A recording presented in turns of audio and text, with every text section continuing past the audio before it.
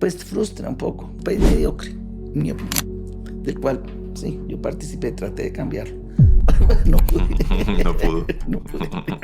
María Mercedes Cuéllar ha sido directora del Departamento Nacional de Planeación, hizo parte de la primera junta del Banco de la República y en el año 1998 fue candidata a la presidencia de la República. María Mercedes, una de las figuras centrales de la tecnocracia colombiana, es conocida por sus métodos de trabajo poco ortodoxos. Mucha gente me ha criticado toda la vida. Es que yo no tengo horas. Eso dijo Luis Carlos Valenzuela. Y muchas veces he dicho cosas que son horribles, que digo que la gente para qué almuerza, que lo que hace es morirse de sueño después del almuerzo, de engordarse. Es una mala decisión energética. La impresión que hay es que Gaviria abrió la economía. Sí, hay un trabajo, por ejemplo, de Jorge García. Dice que el año donde la protección estuvo más bajita fue el 90, o sea, el año en que nosotros tratamos de abrirla. Y ahí para adelante subió. O sea que se hizo exactamente lo contrario. Esa era la idea que tenían ustedes, luego eso se fue para atrás. Y hoy en día, o sea, desde entonces, esto estamos hablando hace 30 años. Hoy en día dicen que eso es neoliberal y que hay que desmontarlo cuando nunca se montó. ¿Y entonces qué es lo que van a desmontar entonces? Yo creo a ver. Pero es realmente insólito, ¿no? Me está contando los proyectos, pero cuénteme un poquito cómo era la visión. No. ¿Usted tenía esa claridad No. o eso? No, yo nunca he tenido claridad. Yo le invité por su claridad, María Mercedes. ¿Cómo es posible que Colombia tenga gente tan talentosa, tan trabajadora, tan inteligente y aún así crezcamos al 3? Es simplemente estamos montados en la plataforma que no es. De María Mercedes Cuéllar supe por Luis Carlos Valenzuela, la entrevista que hicimos ya hace un tiempo, y en la que él dijo que María Mercedes, que había sido su jefa, tenía unos hábitos de trabajo bastante extremos. Quedé desde entonces intrigado y siempre quise preguntarle a María Mercedes por sus hábitos de trabajo y ahora por fin pude hacerlo. Hablamos de eso, pero también hablamos de muchas más cosas que no les voy a anticipar, voy a dejar que las descubran ustedes. Antes de empezar, una pequeña nota sobre el patrocinador de este episodio, Somos Internet. Somos Internet literalmente se está reinventando el Internet, tanto que en vez de un router feo, como todos los modems de Internet, tienen este bonito router que más que un modem parece una lámpara muy elegante de decoración. Y no solo eso, Somos es, a diferencia de las compañías tradicionales, no terceriza su servicio al cliente, no alquila sus cables, son los dueños de todo y por eso mismo sus usuarios están arrolladoramente satisfechos, mientras que viven en una industria en la que las tasas de satisfacción del usuario son negativas. Somos Internet es internet de fibra óptica, el más rápido del país, hasta 2 gigas, y está ofreciendo a los oyentes de Atemporal 50% de descuento en los primeros 3 meses yendo a somosinternet.com/atemporal.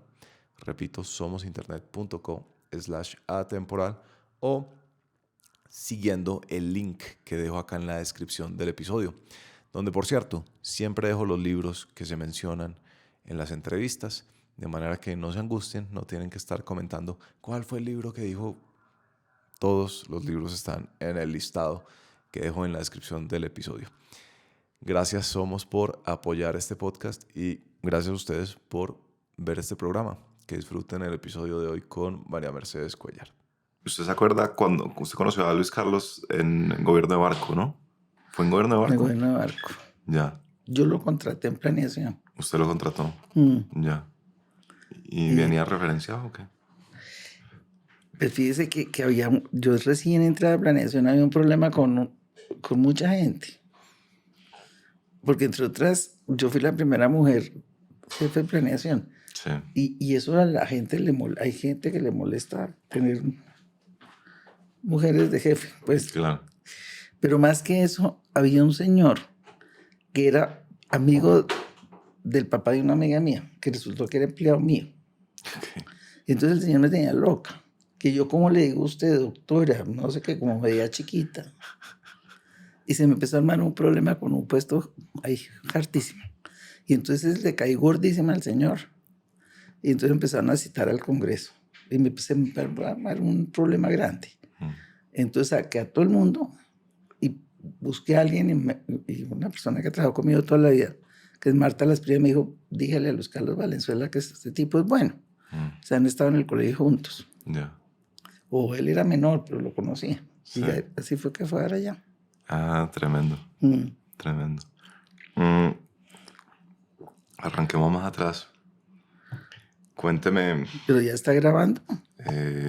Sí, pero vamos a arrancar apenas. Bueno. Usted tiene una frase de una entrevista que me gustó. Dice que hasta el 90 los economistas manejaban el país. Y después del 90 y de la Constitución y demás andamiajes jurídicos lo han manejado los abogados. Primero cuéntame si todavía está de acuerdo con esa frase. Uy, cada vez estoy más de acuerdo. ¿Sí? Cada vez me parece más miedosa la frase. Porque realmente, digamos que, pues yo no sé si yo no me he dado cuenta, pero me di cuenta. Más o menos hacia el 89. Porque yo entré a trabajar en el ICAB y hubo la crisis hipotecaria, que fue una crisis monstruosa. Y en esa época había una cosa que me impresionó mucho, que es que las autoridades económicas no querían parar bolas a la crisis que había. Y me decían a mí mucho que yo era una exagerada. Yo decía, se está quebrando todo el mundo, se está quebrando el sistema financiero. No solamente el sistema financiero, sino toda la gente que tiene deuda hipotecaria está perdiendo la casa. Y entonces un poco la respuesta era que para qué se había endeudado, que cada uno asumiera sus responsabilidades. Y en particular había sectores de economistas que decían que no se debía invertir en vivienda, que la vivienda era un bien de consumo y que lo que debía era que canalizar la plata hacia inversión en, no sé, industria. Entonces que no había que pararle bolas a la vivienda. Total, pues el problema era muy grande y la gente estaba desesperada, pero desesperada, pues los deudores hipotecarios que estaban perdiendo porque no estaban pudiendo pagar las cuotas. Sí. Y por supuesto el sector financiero también estaba desesperado porque no podía recuperar la cartera y también se estaba enredando. Entonces, en medio de ese caos tan grande, pasaron varios eventos. Uno, que se crearon las asociaciones de usuarios de UPAC, enfurecidos, todo el mundo enfurecidos. Históricos. Y empezaron a meter demandas por todas partes. Entonces, como digamos, yo digo que desde el punto de vista económico, nadie respondía porque todo el mundo decía que yo era una exagerada, que no pasaba nada y que cada uno respondiera por el problema que se había metido cogiendo una deuda. Sí. Pues empezó la Corte Suprema y la Corte Constitucional a fallar en contra del sistema. Pues no del sistema, pues sí, digamos, a tomar las decisiones, a decir que no se podía seguir cobrando las deudas como se estaban cobrando y a ordenar que se reliquidaran todas las deudas. Y entonces fue increíble porque el gobierno en ese momento también miró para el techo. Se hizo el que no había entendido la sentencia de la Corte Constitucional.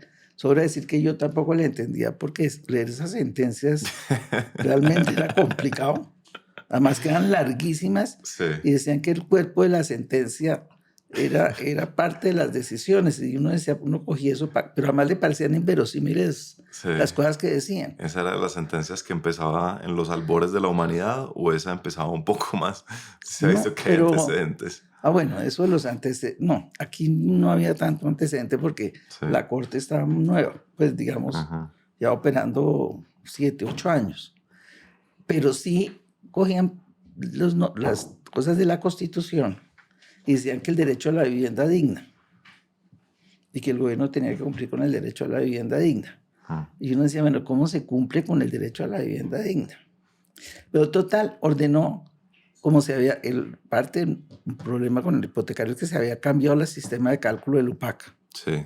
Bueno, ordenó que se reliquidaran todas las deudas con base en la inflación y no con base en el UPAC, en la tasa de interés que era lo que estaba metido ahí. Claro. Primero, eso valía toda la plata del mundo. Y segundo, ¿quién lo iba a pagar? Bueno, entonces el gobierno resolvió mirar para el techo y vino una segunda sentencia, José Gregorio Hernández, furioso, diciendo que era desacato. Y entonces ahí el gobierno sí le tocó ponerse un poco las pilas y se sacó la ley de vivienda, pero luego siguieron los jueces siendo los que definían cómo se aplicaba esa ley, claro, qué alcance se le daba a las cosas y qué importancia se le daba, digamos, a las quejas, digamos, de los usuarios. Y yo también por esa época decía que yo había pensado que cuando uno fallaba, fallaba en derecho. Y aquí estaba fallando era en social. Sí. Sí, porque lo que primaba era el problema que tenía el usuario del crédito hipotecario y no la entidad financiera que era la que le ha prestado. Y yo creo que eso se ha acentuado cada vez más, porque hoy he inventado más derechos Sí. y más problemas con todo. Por ejemplo, todo lo que hay con las consultas populares, por ejemplo, en las carreteras, por ejemplo, en las torres de energía. Y la Corte se ha venido, la colombiana y otras cortes, inventando más derechos, que la verdad es que son sorprendentes. El otro día estuve en una reunión en que estaban hablando del derecho a la energía, o sea, el derecho a tener luz en su casa. Sí. Dice uno, bueno, pues sí, pues eso vinculado al derecho a la vida, ¿no? Claro. Dice uno, bueno, pues interesantísimo, pero ¿quién va a pagar? ¿De dónde van a salir los recursos? Porque no puede ser que el culpable de que un señor no tenga energía sea la empresa que provee el servicio, pues porque pues si el gobierno quiere o a ese derecho, pues ¿quién lo paga? Y entonces cada vez la situación es peor en términos del andamiaje jurídico que se ha ido montando. Sí. Detrás, yo diría que de los derechos, que ha quitado una cantidad de margen de acción a lo que antes era un terreno de los economistas. ¿Cómo explica usted que los economistas hayan llegado a esa posición de poder tal que usted dice que hasta el 90 más o menos los economistas manejaban el país? ¿Qué explica ese surgimiento? ¿Eso era inevitable o eso fue el azar particular de Colombia? No, yo creo que eso es un poco mundial. Y yo por lo menos le veo un origen. Los economistas han logrado con base en que había que preservar el manejo macroeconómico y todo esto, y sobre todo medir. Sí, usted puede medir el déficit fiscal, el déficit de la cuenta corriente, la inflación, y luego los econometristas le ponen que la desviación estándar y unas cosas complicadísimas, Sí. y que el hueco negro y el no sé qué, y entonces tiene unos argumentos muy fuertes que lograron como dominar el panorama. Y a mí me parece que los abogados se inventaron un cuento más fuerte que ese, que es la teoría esta de los derechos, ¿sí? De cómo medir, que es como la clave de todo, cuando usted confronta dos derechos. Por ejemplo, el derecho a la intimidad con el derecho a la vida, por decir algo. ¿Sí? Entonces, hay unos esquemas que son unos test que se llaman el test de proporcionalidad y el Claro. de racionalidad, que usted confronta, ¿qué es más importante si, por ejemplo, el derecho a usted tener energía, por decir algo, o el derecho a tener el medio ambiente y que no le pongan una torre encima de frente a su casa? Sí. Entonces ahí viene todo un proceso de que los economistas, en particular un economista, no sino los abogados, en particular uno que se llama Alexis, se inventó todo un sistema para poder, casi que matemático, Sí. para decir qué es más importante, si el derecho a la energía o el derecho al medio ambiente, para ponderarlos y sesgar la decisión en favor de uno a la otra. Ahora, eso termina siendo muy político. Entonces ahí usted se mete en otro problema, que es que los jueces están compitiendo también con el Congreso, porque en teoría las decisiones políticas deberían ser del Congreso, que es digamos, es la institución por excelencia para tomar ese tipo de decisiones, y no un juez. Pero aquí ya esos se están estrellando. Sí. En ese mundo antes del reinado de los abogados. Sí. Usted termina estudiando economía ahí sí por azar, ¿no? Un poco Dice usted así. que porque sus amigas estaban estudiando economía, ¿no es un Sí, cuento como sí, así? sí, algo así. Algo así porque yo estaba por fuera de Colombia y volví. Y estaban todas en los Andes. Yo la Sí. verdad es que quería estudiar Derecho, pero en los Andes no había Derecho. Entonces me metí a los Andes a ver qué había y me gustó. Y me acabé metiendo en Economía. Chévere. Cuénteme de... Pero después, Sí. por la misma razón o por la razón equivocada, acabé sacando una maestría en Derecho para poder entender a los abogados. Sí. Sí. Bueno, pues para adaptarse al nuevo mundo, ¿no? Pues para adaptarme a lo que estaba pasando y no quedarse uno como totalmente obsoleto pensando Sí, que el mundo que era ya cuando ya dejó de ser. sí. Yo pensaba que cuando se hablaba de Kinder, uno se refería solamente al Kinder de Gaviria, que es el más sonado. Pero al parecer hay Kinders en todos los gobiernos. Como esta es mi impresión, haciéndole Sí. esta investigación. Hábleme del Kinder de López Mikkelsen. No, eso sí, ¿Eso sí era un Kinder o no? no, yo no creo. ¿No? Además, eso sí nunca lo conocí. Ya, ok. No, porque sí me acuerdo del de Barco y del de Gaviria. Ya. Y yo no sé, ahorita pues tenemos también kinderes en la presidencia, ¿o no? Sí. Con mucho poder. Sí. Pero no, yo no creo que en el gobierno de López Mikkelsen hubiera kinder. Ya. Pero cuénteme un poquito del gobierno de López Mikkelsen. Usted termina ya trabajando con Rodrigo Botero, Sí. que dice usted que es la persona que le enseñó a trabajar. Mm. ¿Qué significa eso? Que le enseñó a trabajar. Rodrigo es un personaje muy, pero yo diría tremendamente inteligente. Yo siempre pensé que iba a ser presidente de Colombia Así. y tenía la capacidad para hacerlo. Pero es que para ser presidente no se necesita solamente ser inteligente, sino, por ejemplo, levantar votos, lo cual es bastante complicado. Mm, Y ahí yo creo que fracasó el paseo. mm, Pero Rodrigo fue mi primer trabajo. Después acabé trabajando con él casi como 15 años. Y pues me educó. Sí, simplemente yo cuando salí de la universidad, yo decía que no sabía ni siquiera qué era lo que había estudiado ni para qué servía. Y ahí empecé como a entender y luego me mandó a estudiar afuera. mm, Entonces saqué una maestría y empecé a entender un poco más lo que me han enseñado, que un poco me lo he aprendido como en memoria porque no lo entendía bien.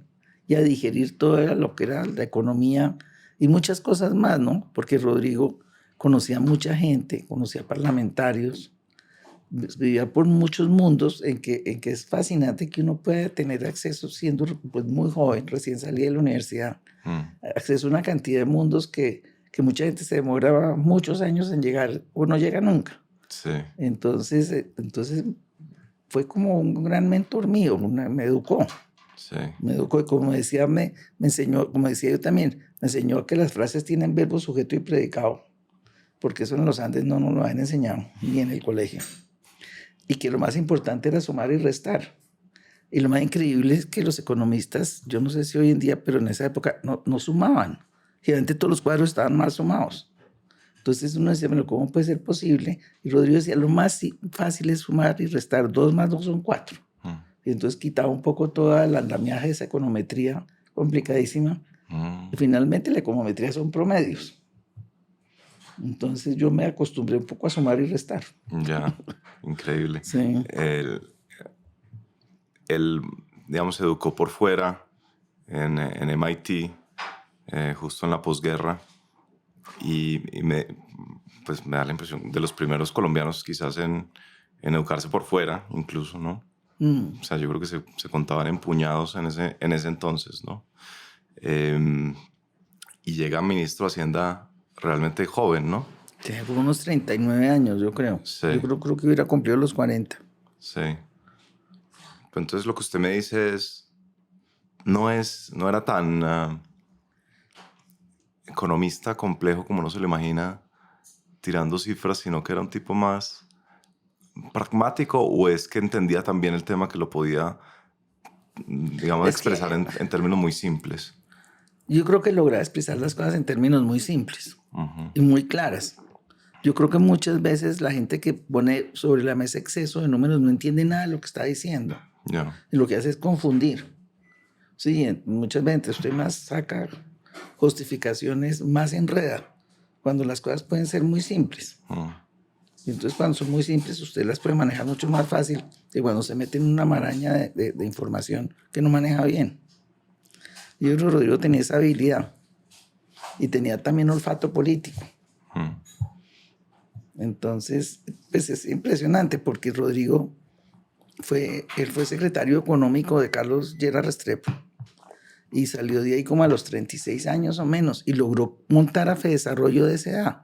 Una persona de 35 años, un poco de industriales pues le den un poco de plata para montar una institución como lo que es hoy en día Fedesarrollo, Sí. pues 50 años después.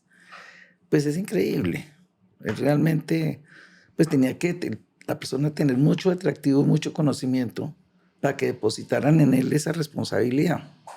Claro, en esa época además no había instituciones como No FEDesarrollo. había, no existían. Entonces era crear algo totalmente nuevo, buscando crear una tecnocracia que yo creo que lo logró Sí, y que todavía existe. sí. Me pareció muy interesante unos lineamientos que él tuvo en ese momento a la hora de concebir FEDesarrollo.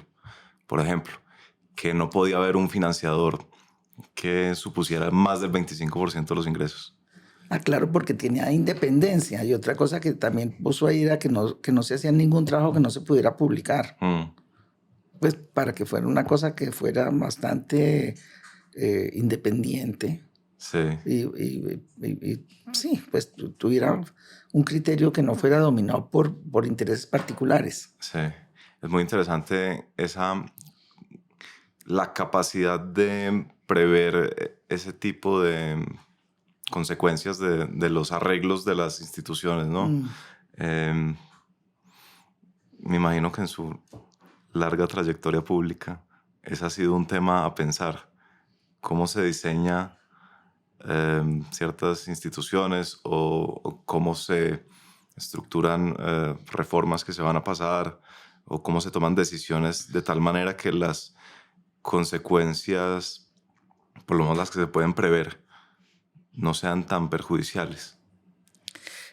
Sí, digamos que toda la vida como que he trabajado en eso y he buscado, yo digo que yo soy muy pragmática, esencialmente pragmática, bastante poca ideología en ningún sentido Sí, y muy pragmática, pero sí busco entender todas las aristas de cualquier cosa que esté ahí para ver dónde alguien sale perjudicado, cómo sale perjudicado y qué tanto se justifica sacrificar una cosa u otra sí, en aras de sacar algo adelante o cómo hacerlo para llegar allá. sí. Es muy curioso porque yo creo que gran parte del problema que tenemos hoy en día con la narrativa esta de que usted ha escuchado el tema que los últimos 200 años han sido pues de unas oligarquías que han esclavizado al pueblo y la cosa. Gran parte de lo que es difícil de entender es la limitación del poder. Es decir, lo difícil que es gobernar un país como Colombia y en realidad el margen de maniobra que tienen los gobernantes, ¿no? Entonces, pues parte de la narrativa es creer que si tan solo no hubieran matado a Gaitán, entonces Gaitán habría tomado todas las decisiones correctas. Y lo mismo con Galán y, bueno, Sí. y con el que usted quiera. Pero creo que a la vez es que no es intuitivo ni es evidente por qué es tan limitado el poder, ¿no? ¿El poder del gobierno? Sí, ¿El poder de quién? no, pues del gobierno, pero en general también de los servidores públicos. Entonces, Limitado y no. Yo creo que, por ejemplo, el gobierno en Colombia tiene un poder gigantesco, pues sí tiene una capacidad de chantaje infinita. okay, Eso sí, yo creo que en eso hay un desequilibrio en los poderes por la forma como pues está diseñada la Constitución. Yo creo que hay un sesgo muy pesado sobre el gobierno central, con demasiado poder en mi opinión. ya. Pero también uno piensa que si no lo tiene no puede hacer nada. Hmm. A mí lo que me parece que ha pasado en Colombia es que no hemos logrado llegar a un acuerdo sobre las reglas de juego. Ok, Entonces, se ha ensayado, pues, digamos, la Constitución del 91 fue llegar a ese acuerdo. Y la Constitución del 91 yo creo que en principio estaba bien, qué sé yo, pero se evolucionó de una manera mal, ¿sí? Por ejemplo, yo creo que lo peor que nos pasa en Colombia en este momento es el sistema electoral. Yo creo que el sistema, por ejemplo, de las listas cerradas y las abiertas es una locura. El que la circunscripción sea nacional para los senadores es otra locura. sí, Y todas las normas sobre los partidos. Yo creo que nosotros tenemos que hacer una reforma que es muy difícil de hacer, muy difícil de hacer. Y siempre he pensado que se puede hacer, pero a muy largo plazo. Debemos plantear una reforma constitucional, sí, constitucional, porque tiene que, no puede ser de otra manera, digamos, con vigencia a 15 años, ¿sí? Para volver a recomponer el país, porque usted no logra que nadie le apruebe una reforma que sea a corto plazo. Sí, todo el andamiaje político del país está montado sobre unas reglas, que si usted le cambia las reglas se derrumba el andamiaje. Entonces no se los van a aceptar. Pero si usted pone una distancia de golpe en el tiempo suficientemente larga, 10, 15 años, de golpe logra que le aprueben eso, y entonces todos estos actores políticos tienen tiempo para acomodarse a esas nuevas reglas de juego. ¿Sí me explico? Sí. De otra manera es imposible cambiarlas. Y creo que el país se está volviendo nada por cuenta de esas reglas de juego. Entonces el lío de la construcción y la financiación de las campañas políticas, todo está montado por ese sistema electoral que tenemos. Y que además acabó con los partidos, que es lo peor que puede haber pasado.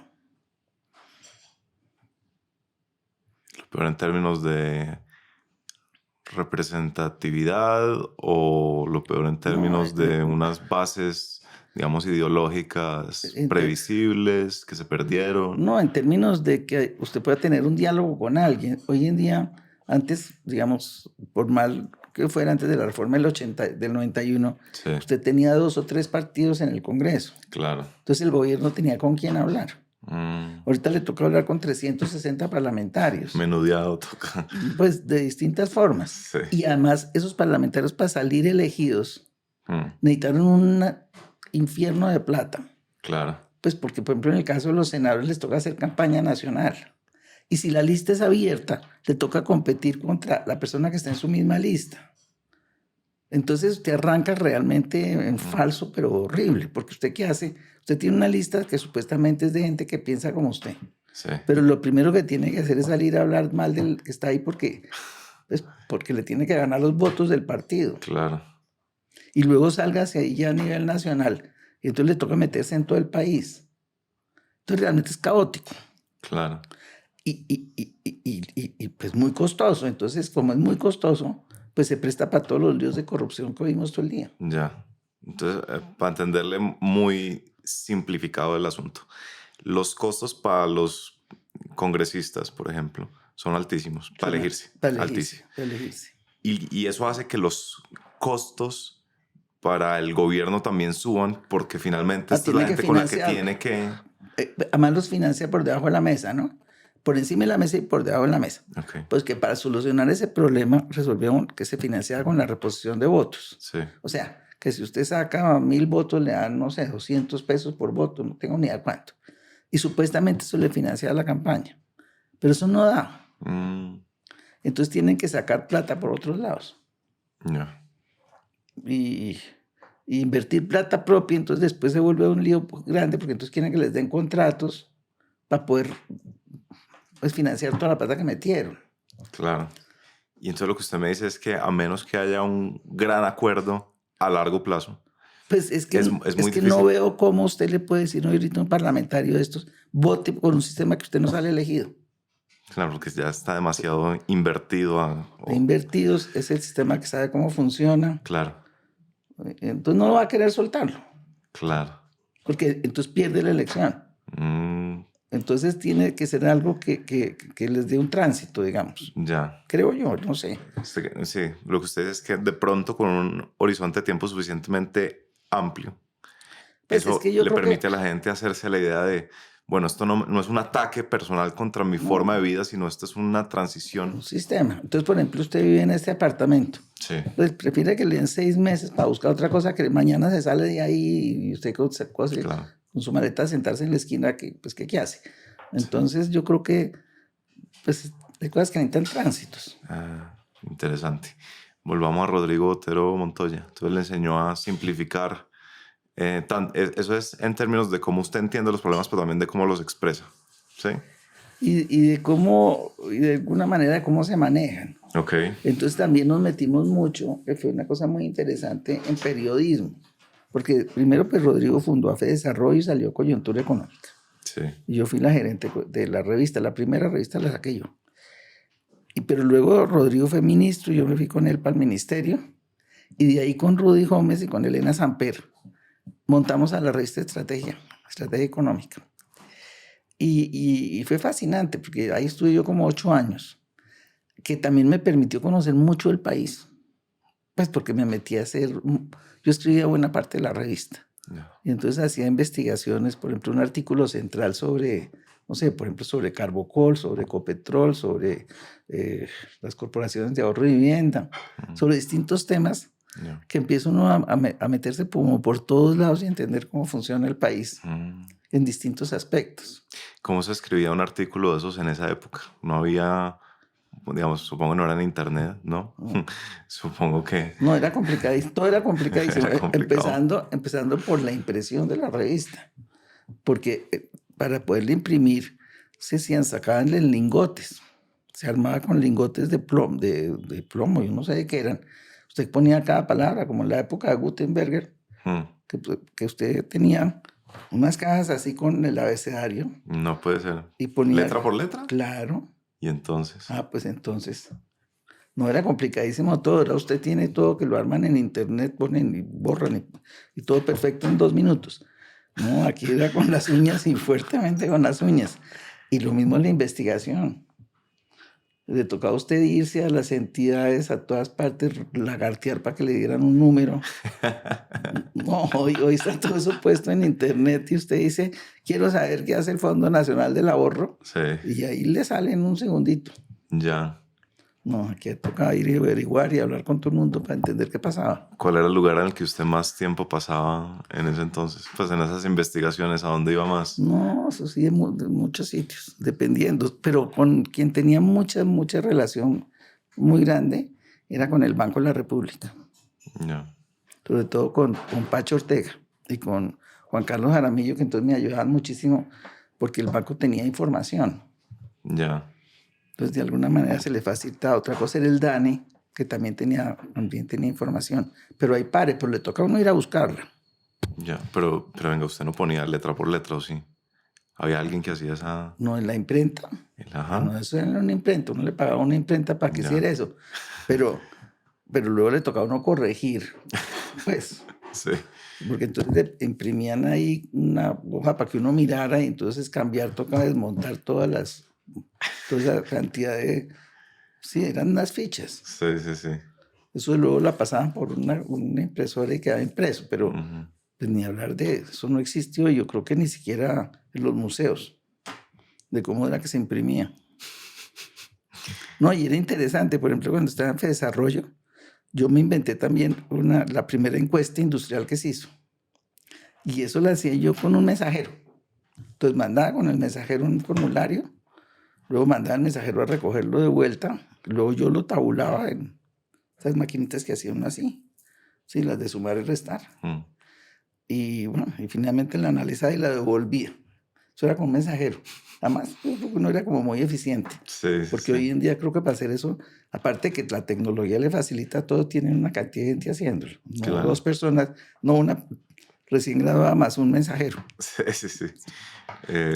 Una anécdota buena de ese libro sobre Rodrigo Botero Montoya es que cuando creo que estaba en el Ministerio de Hacienda y mandaba a un tipo en moto al aeropuerto a recoger el periódico del New York Times para que lo llevara a presidencia. O sea, el tipo se iba en moto hasta el avión, creo que traía los periódicos, algo así cuentan ahí. En este libro, En ese libro, sí. Y entonces ya les llegaba el New York Times, pero mejor dicho, qué cosa más manual que esa, imagínense. no, Mandaron. todo era así, todo era complicadísimo, Sí, pero todo.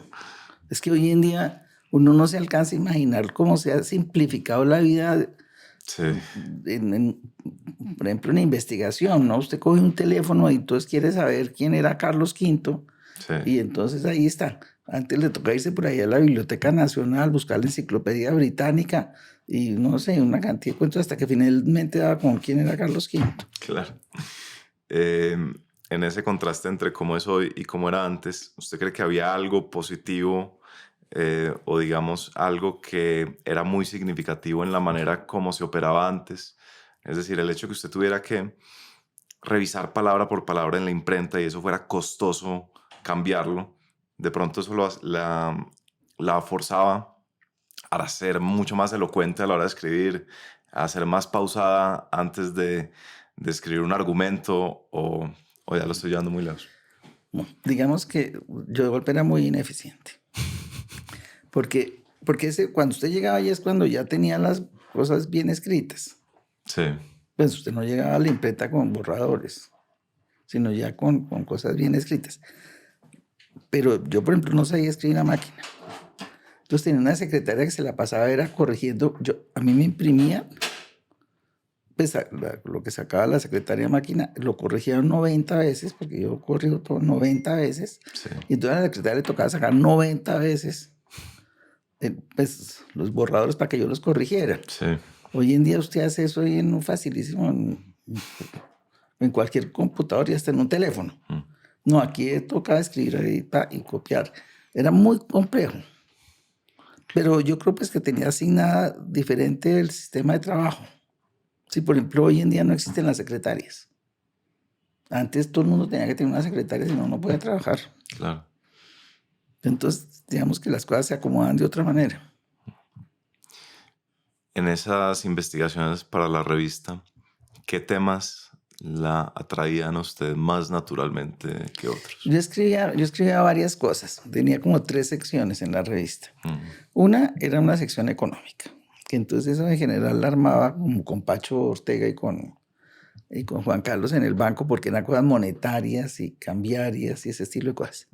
Luego un artículo que era como un artículo central, que siempre buscaba temas, siempre financieros, pero diferentes, ¿sí? Sobre, como le mencionaba, sobre, qué sé yo, sobre Ecopetrol, sobre el Fondo del Ahorro, sobre las corporaciones de ahorro y vivienda, el cuenta especial de cambios, el café. Café escribía mucho sobre café.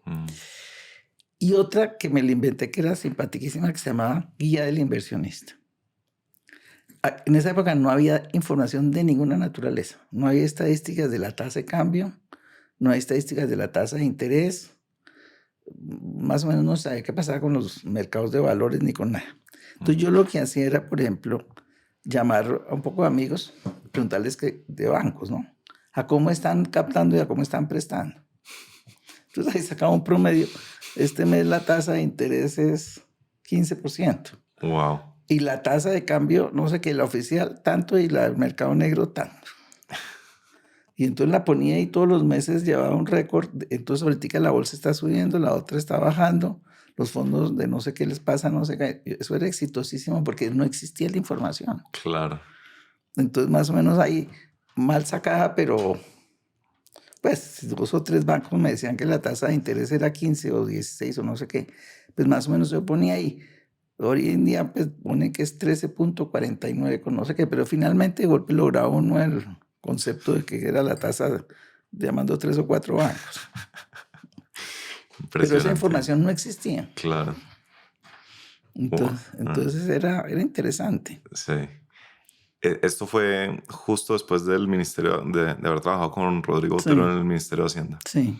Entonces esto fue gobierno de Turbay. Fue el gobierno de Turbay. Sí. Final del gobierno de López, porque nosotros nos salimos de ahí como en el 77. Y la primera mitad del gobierno de Tancur, como 8 años, 7, 8 años. Ya. Cuando usted repasa la historia reciente de Colombia, usted podría, como, ya que a usted le gusta simplificarme más o menos qué país recibió este gobierno y qué entendió y qué intentó hacer.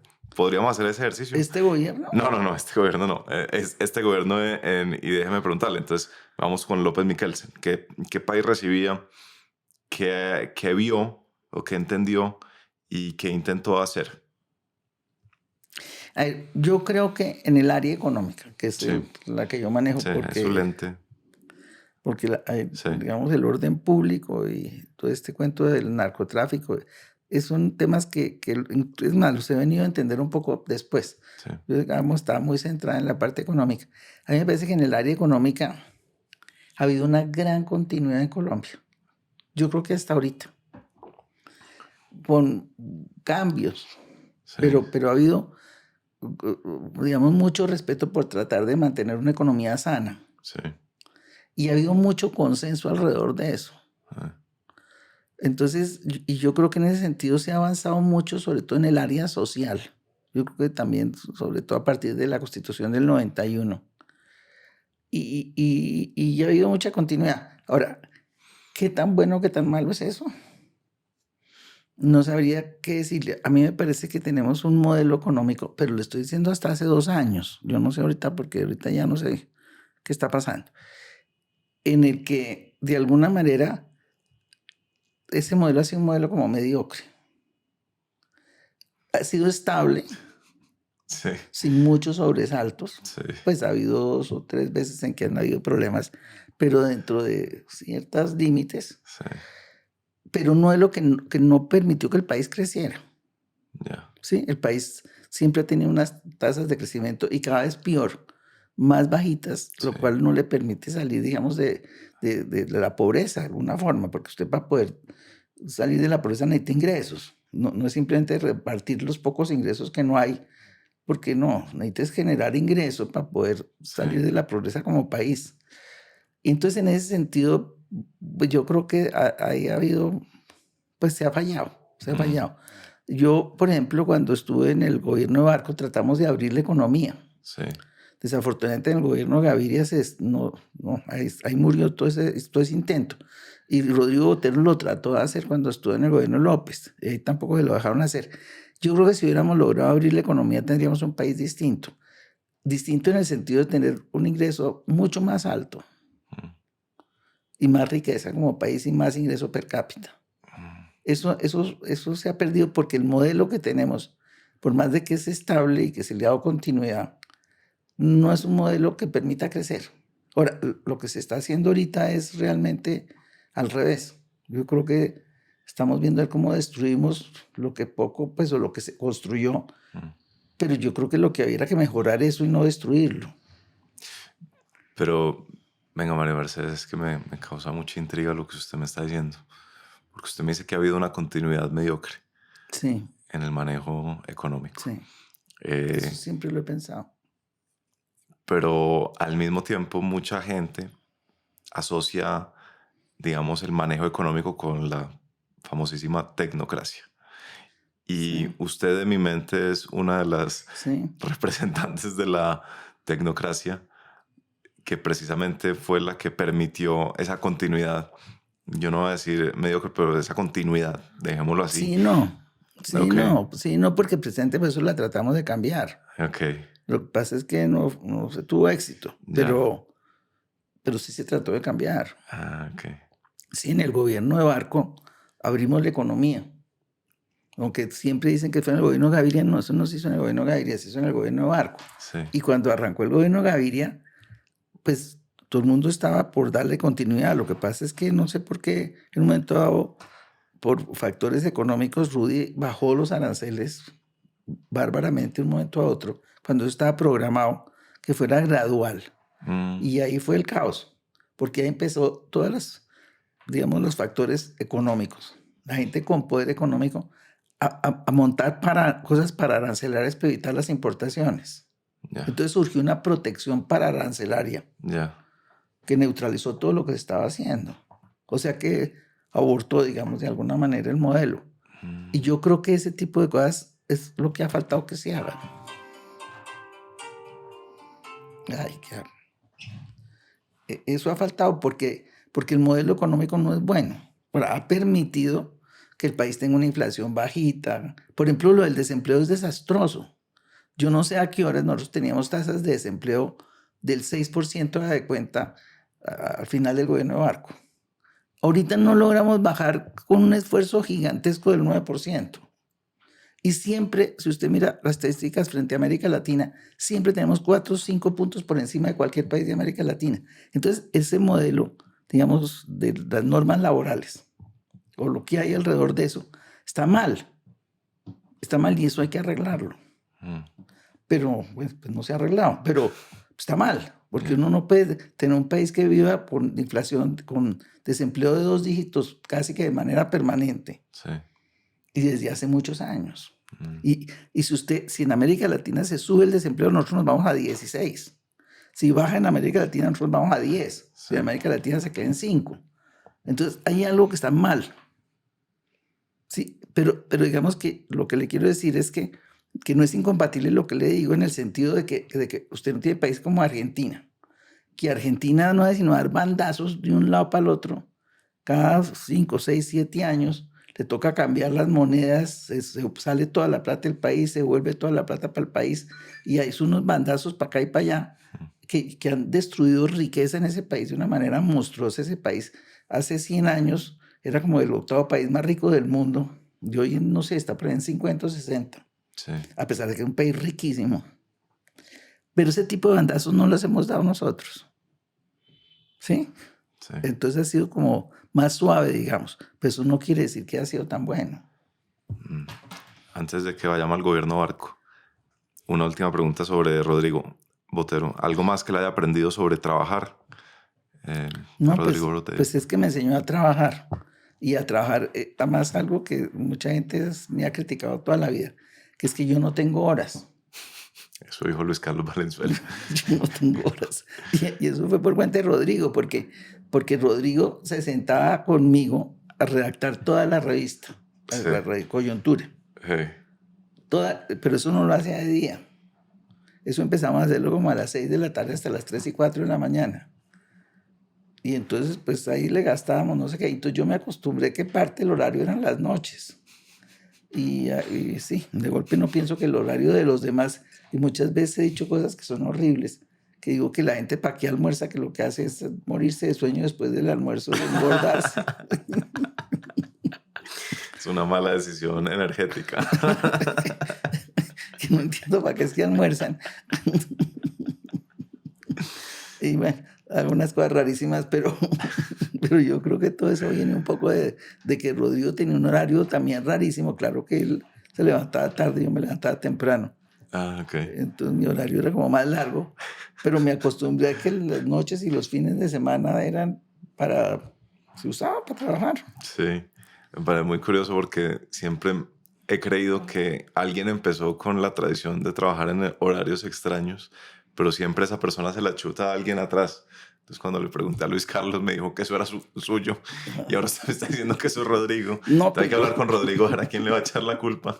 Pues digamos que yo no le echaría la culpa porque a mí sí me acostumbré a eso y me parece práctico. Entonces, Sí. si usted me dice tiene que hacer algo, yo siempre pienso tengo la noche para hacerlo, ¿sí? Sí.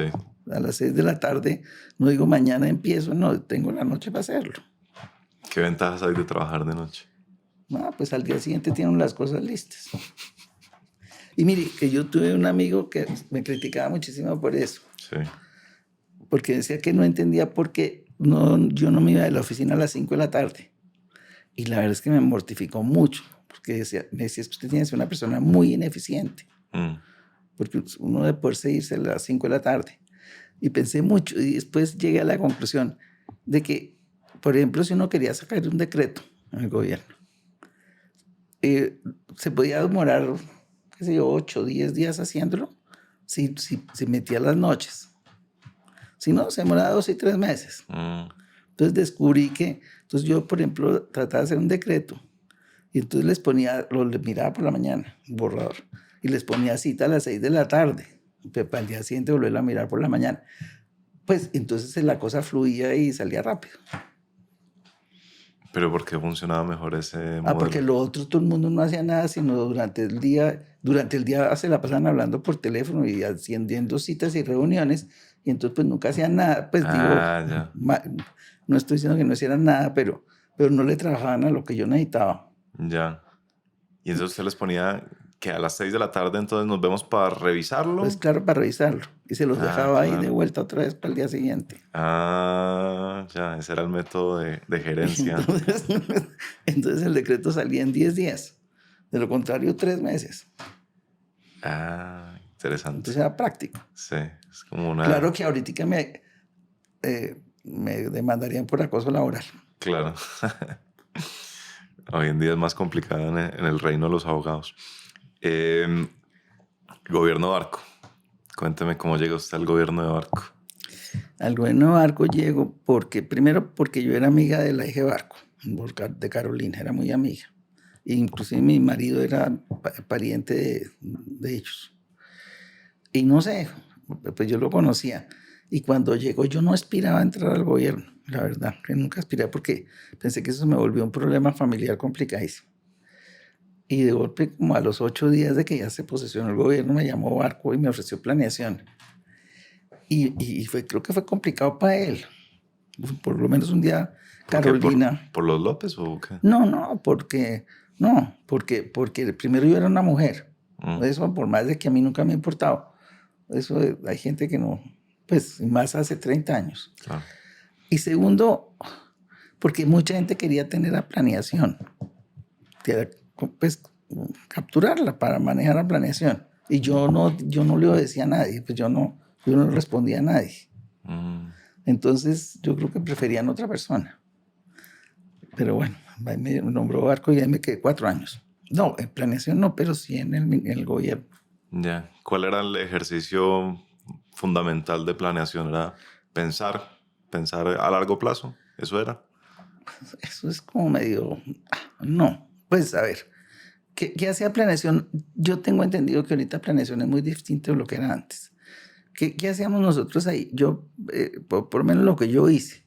Primero, estuvimos muy metida con el Ministerio de Hacienda y con el Banco de la República en recuperar la capacidad de endeudamiento del país, digamos, y en administrar toda la parte macro, que por fortuna Barco dejaba hacer. Y sí, era respetuoso de que uno tuviera tratar de controlar el gasto público y la dirección del gasto y qué sé yo.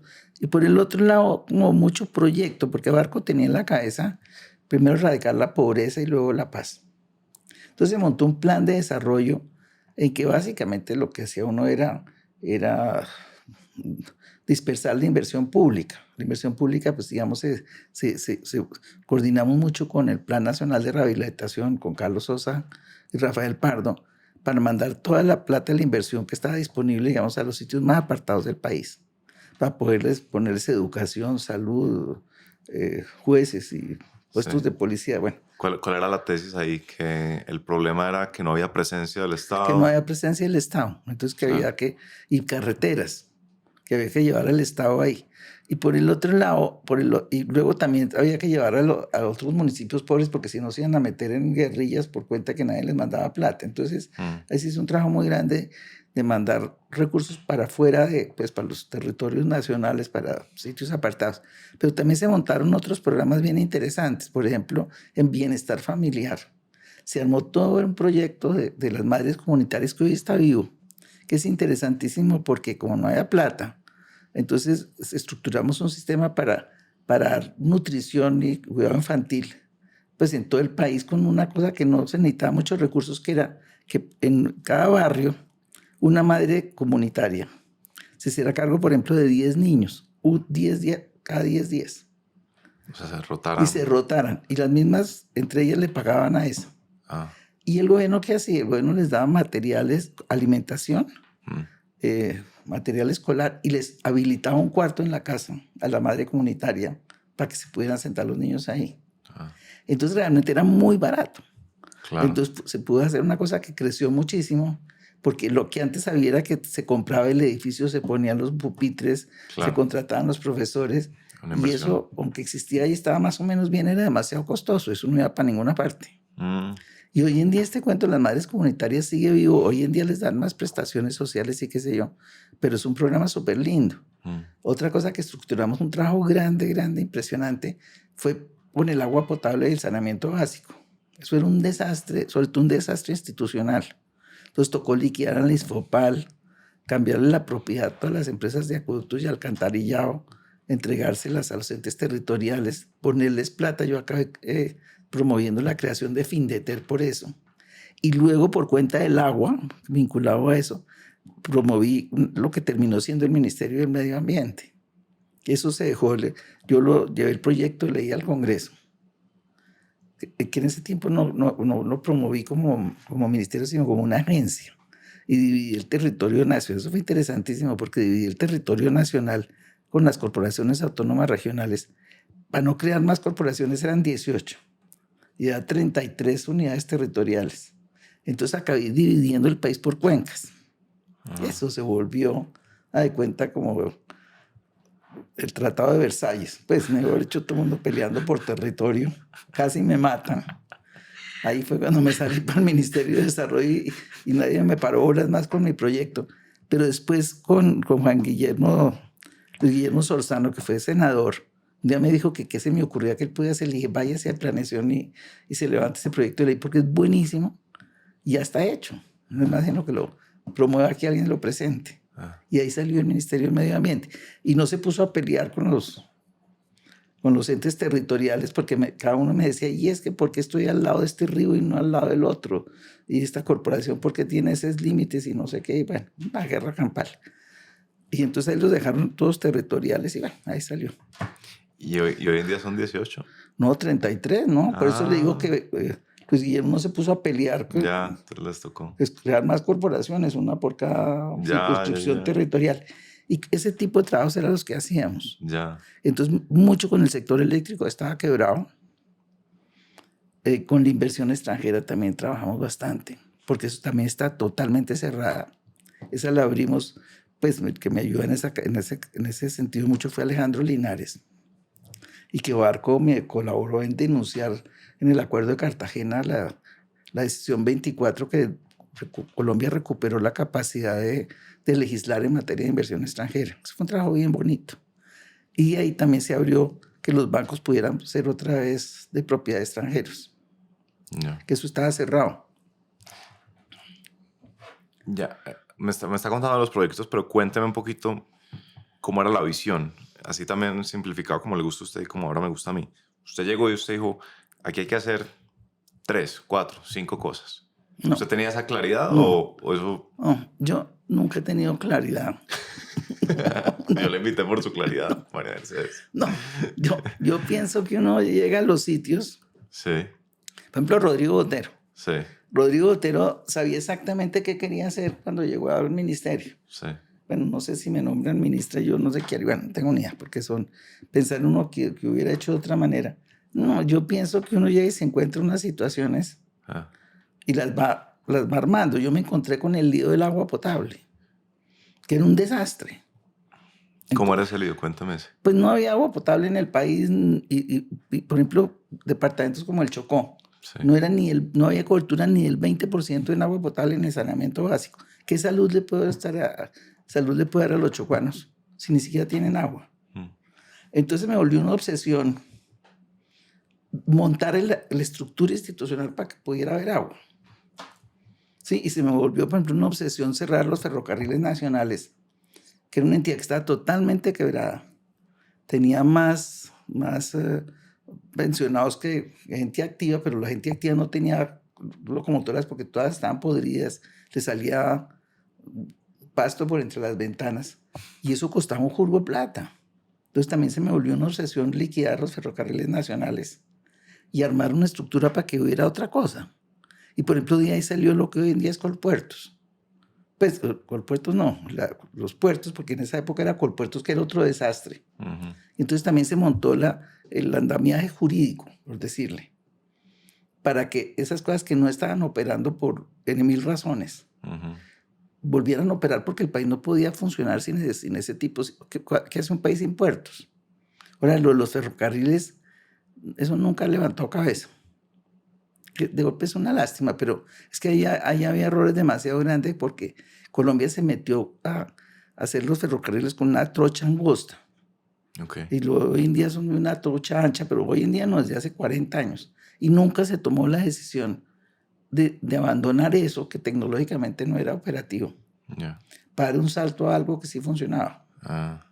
No sé si, no, yo creo que todavía hay algo en la costa, ¿no? El Carbocol tiene algo de ferrocarriles y se Juan por allá, pero en general ahí eso sí no funcionó para ninguno, pues, pero se cerró eso y también fue importante hacerlo porque de alguna manera se entendió que usted no puede amarrarse a cosas que no funcionaban, sino que hay que tomar las decisiones.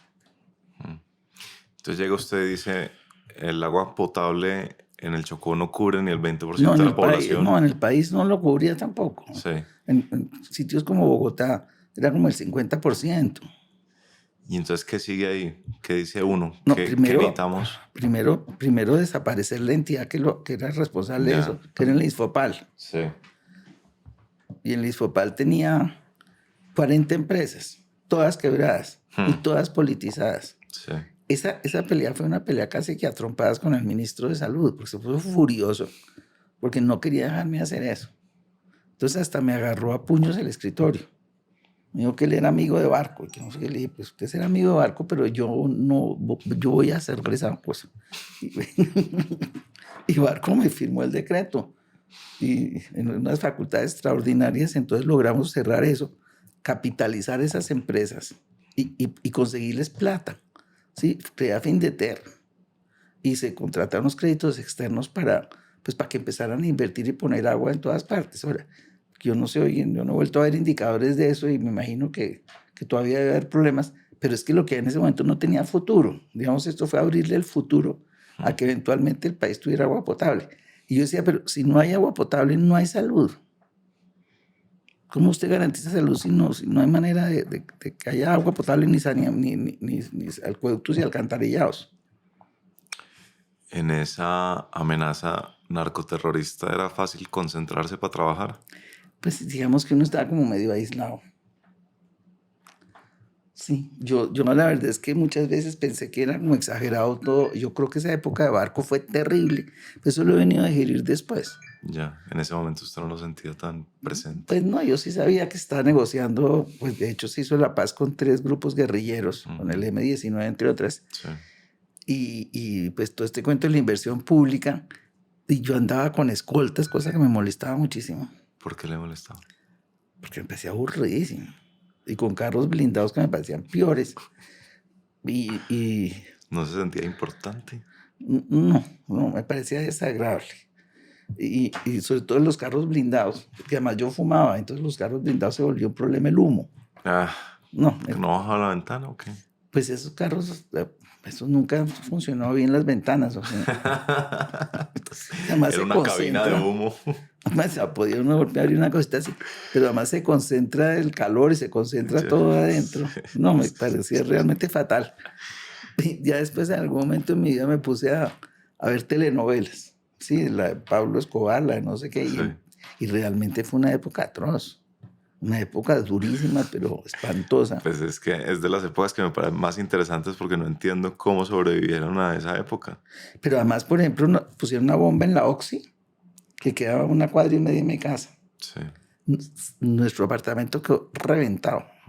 Una noche como a las 7, 8 de la noche. Y ese apartamento que tiene unas ventanas así grandes, todas reventadas. Úpale. Fue impresionantísimo. ¿Y usted está en el apartamento o usted está trabajando a esa hora? No, estaba en mi oficina. Claro. Pero mi marido sí estaba y me llamó a tierra. María Mercedes, acaban de poner una bomba bajo la cama. Porque es que yo creo que además la onda de la bomba la tuvo que haber sentido ahí. La sentó ahí y sobre todo que se reventó, todos los vidrios se reventaron. Entonces me llamó aterrado. Le dije, me averiguo. Entonces llamé a la presidencia, ¿qué está pasando?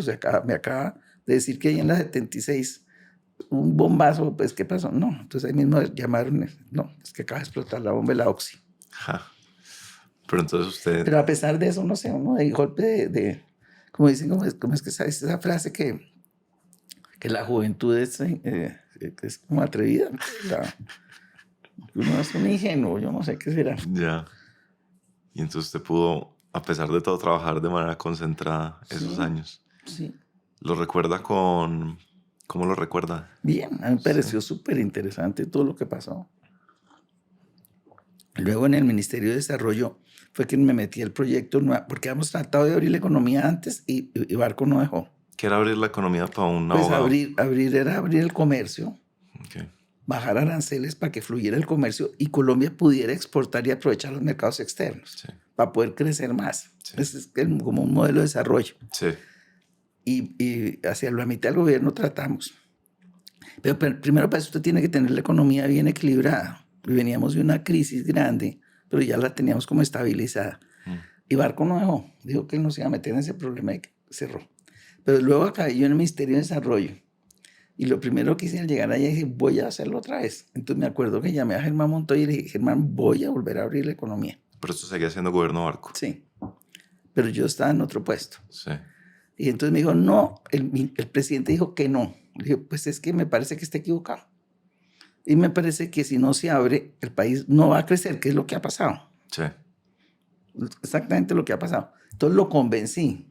Entonces me dijo, bueno, Entonces pónganse a trabajar y apenas tengan todo listo, le decimos al presidente. Entonces me llamé a Alarcón, que era el ministro de Hacienda, y a Pacho y le dije, ya me dieron medio vía libre para que hagamos esto.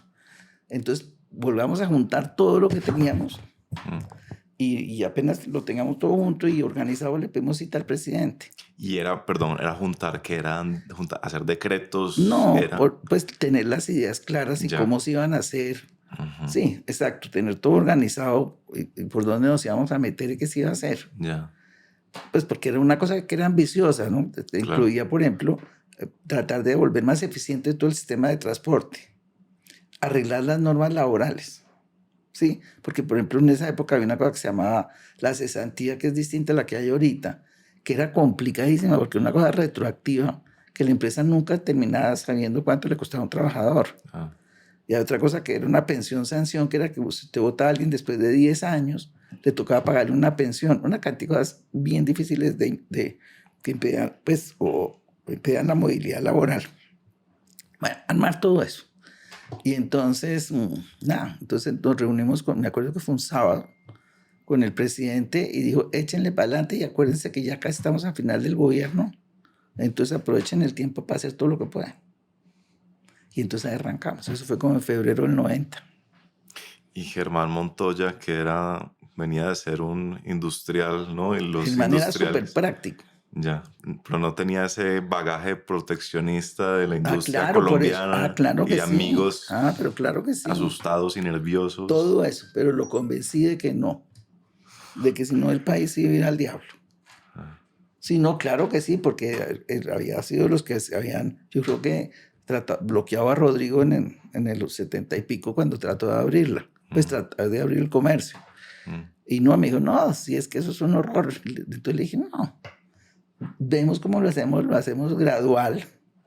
Le damos un poco lo mismo que estamos hablando antes de la política, le da uno tránsito a las cosas, hay que darles tránsito. Usted no puede inventar que de aquí a mañana en 24 horas hace no sé qué, pero eso no le funciona. Yo creo que hay que hacerles tránsito. ¿Y entonces cómo era ese plan? No, pues que primero lo hacíamos gradual, segundo montamos un sistema de subastas para que, sobre todo en los bienes que eran más complicados, hubieron unas ofertas que definieran los aranceles, ¿sí? Entonces, por ejemplo, para descubrir qué aranceles necesitaba, por decir que sido la producción de llantas, cuánto estaban dispuestos los importadores a pagar por esos aranceles, y mientras tanto pues se les daba la protección a los que tenían aquí la producción de llantas. Y eso fue todo lo que Rudy desmontó después, ¿ve? Y Rudy bajó los aranceles, y ahí es donde yo creo que se dañó todo. Ahora, si usted me dice que hubiera yo hecho si estuviera en el puesto de Rudy, cuando es muy difícil no saber uno qué ha hecho cuando no está en el sitio donde está, ¿no? Claro. Entonces, ¿y cómo es el resumen para nosotros los desconocedores de la economía? Porque la impresión que hay es que Gaviria abrió la economía. Sí. Punto. Entonces usted dice, eso no fue. Empezamos a abrir la economía y luego no se abrió de verdad. No se abrió nada. Y hay un trabajo, por ejemplo, de Jorge García.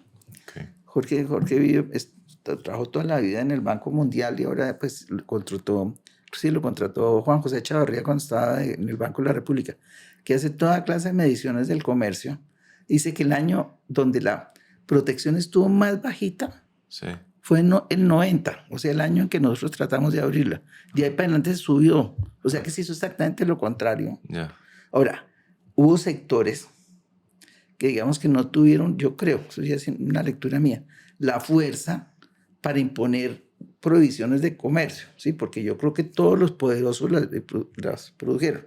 Yo creo que sectores como los de confecciones no tuvieron una organización para bloquear. Entonces, de golpe una gente que sí, se quebró porque empezó a llegar ropa extranjera más barata.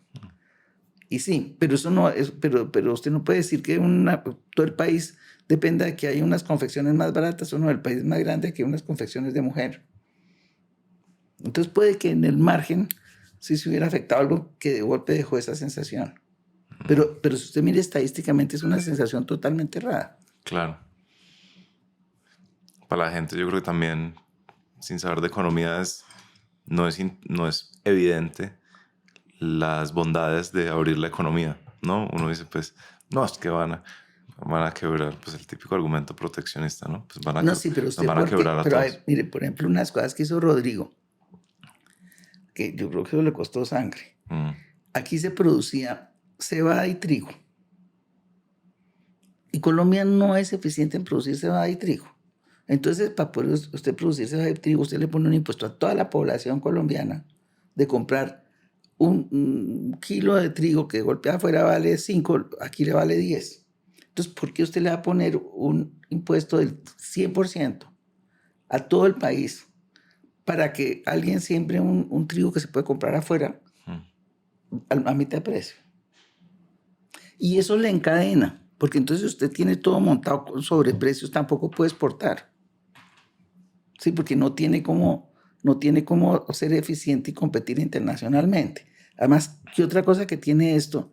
Es que lleva también a que la parte laboral sea muy complicada de manejar. Porque usted siempre tiene, si el mercado está cerrado y protegido, usted siempre puede subir precios y ser totalmente ineficiente. claro. Entonces nunca va a poder exportar, nunca va a poder crecer. Digamos que un poco ese es el argumento. Ya. Es acertado decir que aquí lo que debería haber es 3, 4 o 5 veces el número de empresas que hay hoy en día, así sea a costa de que las grandes no sean tan grandes. No, no, no, no. No, lo que debe hacer es que usted produzca lo que puede producir. Ya, ¿Sí? Si usted no puede producir trigo, no produzca trigo. ya. Produzca, qué sé yo, frutas. Y exporte las frutas y vuélvase eficiente en producir frutas. Por ejemplo, Brasil es súper eficiente en producir naranjas. Y Perú también está exportando espárragos, están exportando, Chile exporta, por ejemplo, manzanas y fresas y cerezas y no sé cuánto. Entonces, en lugar de producir lo que no puede producir porque no produce algo bien y lo exporta. Ya. Pero para eso usted tiene que tener las variables alineadas para que le dejen competir, ¿sí? Necesita que los fertilizantes no valgan una cantidad porque es que necesita usted Claro. proteger a la firma de fertilizantes colombiana. Si usted no produce bien eso, porque no le importa. Y produce fresas y usa el fertilizante barato. Claro. Y no forzar a que todo el mundo tenga que comprar las cosas, los carros ensamblados acá porque no sé qué. Sí. Entonces, esa era la idea que tenían ustedes, luego eso se fue para atrás. Y hoy en día, o sea, desde entonces, estamos hablando de hace 30 años. Hoy en día dicen que eso es neoliberal y que hay que desmontarlo cuando nunca se montó. Eso es lo más insólito. Lo más insólito es que digan que hay que desmontar lo que nunca estuvo. Y entonces, ¿qué es lo que van a desmontar entonces? Yo creo que va a ver. Pero es realmente insólito, ¿no? Sí. Yo supongo que a usted no le gusta el ejercicio del que hubiera pasado. No, porque es que eso sí es como contrafactual y es dificilísimo imaginarse uno. Sí. Pero usted tiene bastante confianza que habríamos crecido a otro ritmo. Pues es que si usted mira países que lo hicieron, Sí. por ejemplo Chile. Chile tiene 3 veces el ingreso per cápita de Colombia. Panamá. Que Panamá es una economía totalmente abierta.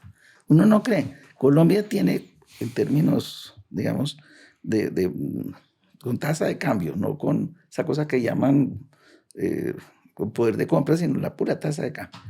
Panamá tiene como 5 veces el ingreso per cápita de Colombia. ¿Usted cree que Panamá hubiera ido a algún lado si fuera parte de Colombia? Parte de ser un sitio inhóspito como es el Darién. Ahí montaron una economía que crece, una economía que está montada sobre el sector financiero, sobre el comercio, y están mucho más ricos que nosotros. ¿Qué habría pasado? No qué habría pasado, sino qué habría permitido que la apertura siguiera adelante. ¿Había que darse una pelea política durísima y pagar sangre o...? Yo creo que había que darle manejo. Ya. Que eso fue lo que tratamos de hacer en el gobierno Barco, se le dio manejo. Sí. Y la ANDI no se opuso ni los industriales se opusieron. Durante esa época no se opusieron. No, y la agricultura sí no la metimos, eso sí, de golpe, pues, porque estaba Gabriel Rosas en el ministerio y armó un enredo. Y entonces nos tocó resolver que dejamos a Gabriel suelto o tratábamos de convencerlo y no se hacía nada. Entonces dejamos la agricultura quieta. Y la agricultura es un sector muy complicado, pero muy, muy difícil. Sí. Sí, yo lo que veo es que unos países que han hecho esas políticas les ha ido súper bien. Sí, los países, por ejemplo, del sureste asiático, por ejemplo, Singapur, por ejemplo, Corea. Mira, hace 30 años, 40 años el ingreso de Corea del Sur era el ingreso per cápita era el nuestro. Ahorita tiene 10 veces el ingreso per cápita nuestro. Y China, ¿qué tal China? Crecieron con base en exportar, con base en utilizar los mercados externos para poder apalancar el crecimiento. No Entonces todo. uno piensa que los países que han hecho eso sí han logrado. Sí. ¿Qué tanto la frustra? Pues frustra un poco, porque es un país mediocre, en mi opinión, del cual sí, yo participé, traté de cambiarlo. No pude. No pudo. No pude. Pero en un momento entonces sintió que sí estaba pudiendo, ¿no? Pues en esos años. en ese momento se podía. Y después, por cuenta de esas historias, fue que me metí a hacer campañas políticas. Yo me metí, Sí, claro. dizque a candidata a la presidencia. Y no, de golpe uno puede lograr vender esas ideas. Claro. Pero bueno. Cuéntame de Barco, una figura que me interesa. ¿Cuál es su imagen de cómo era Virgilio Barco como presidente? ¿Cuál era su talento? Pues Virgilio, yo creo que era una persona que le cabía el país en la cabeza. Ajá. Que sabía escoger la gente con quien trabajar, que sabía delegar. Y que de unas peleas hay gente que piensa que no va a ayudar, por ejemplo, esa pelea contra el narcotráfico. De golpe lo grave fue no haberla seguido, porque esa pelea fue horrible, fue realmente muy dura. Pero una persona muy ecuánime y con mucha visión de futuro. Sí. Algo sobre la manera ya del día a día de trabajar, había algo que le llamó la atención. Ahí sí que hay una anécdota simpática. Cuando estaba en el gobierno de Betancur, Betancur era pues totalmente distinto de Barco, era simpático. Y entonces me acuerdo que Betancur, pues yo era viceministra de Hacienda. ¿Pero de Hugo Palacios o no? No, de Roberto Junguito. De Roberto Junguito. Y entonces me decía María Mercedes, la distancia más corta entre dos puntos no es necesariamente la línea recta. Si quiere hacer algo, vaya y le busca la forma de hacerlo. Y entonces llegué al gobierno de Barco y no sé qué era lo que quería hacer y fui y le dije al presidente que por qué no hacía no sé qué, así todo recovecudo. Me dice, María Mercedes, ¿qué es lo que quiere? No, llegar allá y me dice, ¿por qué no? ¿Por qué tiene que dar tanta vuelta? Si quiere, vaya para allá, pero aquí hay dos personalidades diferentes. Dos sistemas de buscar cómo llegar allá. ¿Y cuál de las dos es más acertado? No sé. Yo creo que hay que mezclarlas. Yo creo que hay que mezclarlas. Porque sí hay que darle la vuelta un poco, porque si usted se lanza de frente, Barco era más de la idea de írsele de frente a las cosas. En política quizás es más cierto la de Betancur, ¿no? Usted cuando llega al Congreso y tiene que dar explicaciones, quizás hay que ser un poco más... Convencer y negociar. Y tener tacto y hablar más palabras de las necesarias para transmitir un mensaje. Y buscarle el combo, como dicen, buscarle la comba al palo. Y en que es muy bueno ser así directo en temas de Estado, en temas públicos. O sea, yo creo que es un problema de personalidades. Yo no podría decir que una cosa es buena ni la otra. Me hizo gracia. Es que dos sistemas de aproximarse diferente a los problemas, pero ambas válidas, yo creo. Sí. Usted... Por ejemplo, Petro se va derecho, ¿no? Sí. Excepto en sus discursos cuando habla de la expresión del virus de la vida. El virus de la vida. Usted es famosa porque hay algo que se llama la Escuela María Mercedes Cuéllar. ¿Yo? Sí. ¿Eso quién me montó en esa escuela? Se dice que mucha gente se ha formado, digamos, mucha gente en el servicio público, digamos que le ha aprendido cosas a usted. ¿Usted lo ha hecho de manera deliberada o es simplemente algo que le resulta natural? Pues es que, pues a ver, yo pienso que uno debe tratar de hacer las cosas bien hechas y tratar de hacer cosas. Sí. Entonces, siempre he buscado rodearme de gente inteligente, pues que además no moleste, Ujú. porque es que hay mucha gente que es muy complicada y que haga las cosas. Pero eso no es como propósito de educar a nadie, es como un propósito de que las cosas salgan. Ya. Y entonces, pues sí, me he encontrado con Luis Carlos Valenzuela, no sé, con Luis Bernardo Flores, con Marta Lasprilla, con mucha gente pues que me han seguido un poco el ritmo de las cosas y quizás les sirvió para algo haber tenido, pues es igual que lo que hizo Rodrigo, me entrenó de una manera y igual que yo acabé entrenando a otros de otra manera o la misma. Sí. Pero usted diría que era una filosofía muy similar la suya a la de Rodrigo. No, filosofía no era. Es simplemente lo mismo que le decía antes. Yo quiero sacar un decreto en 10 días, yo no quiero que se muere 6 meses. Pues entonces necesito uno trabajar con gente que le funcione para eso, que no empiece a las 5 de la tarde que dice que se tiene que ir a cuidar el niño. Hoy en día creo que me acusarían de acoso laboral por el mundo. Sí.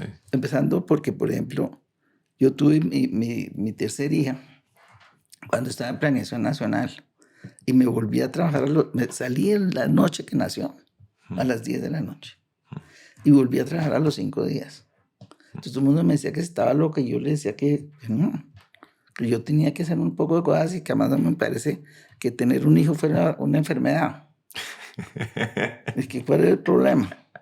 A mí me dijeron que usted había tenido un hijo en un ascensor. ¿Eso es un mito? No, eso es verdad. ¿Eso es verdad? No, en el No. ascensor, no, en la escalera de mi casa. No. En la escalera de mi casa. Esta,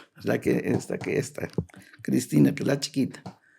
Y sí, y me parece que uno, obviamente hoy quieren 6 meses de licencia de maternidad, la mamá, el papá, toda la familia. Yo ni siquiera tenía seguros, porque no tengo ni idea, porque en planeación inventaron que a mí me tocó pedir vacaciones para tener la niña.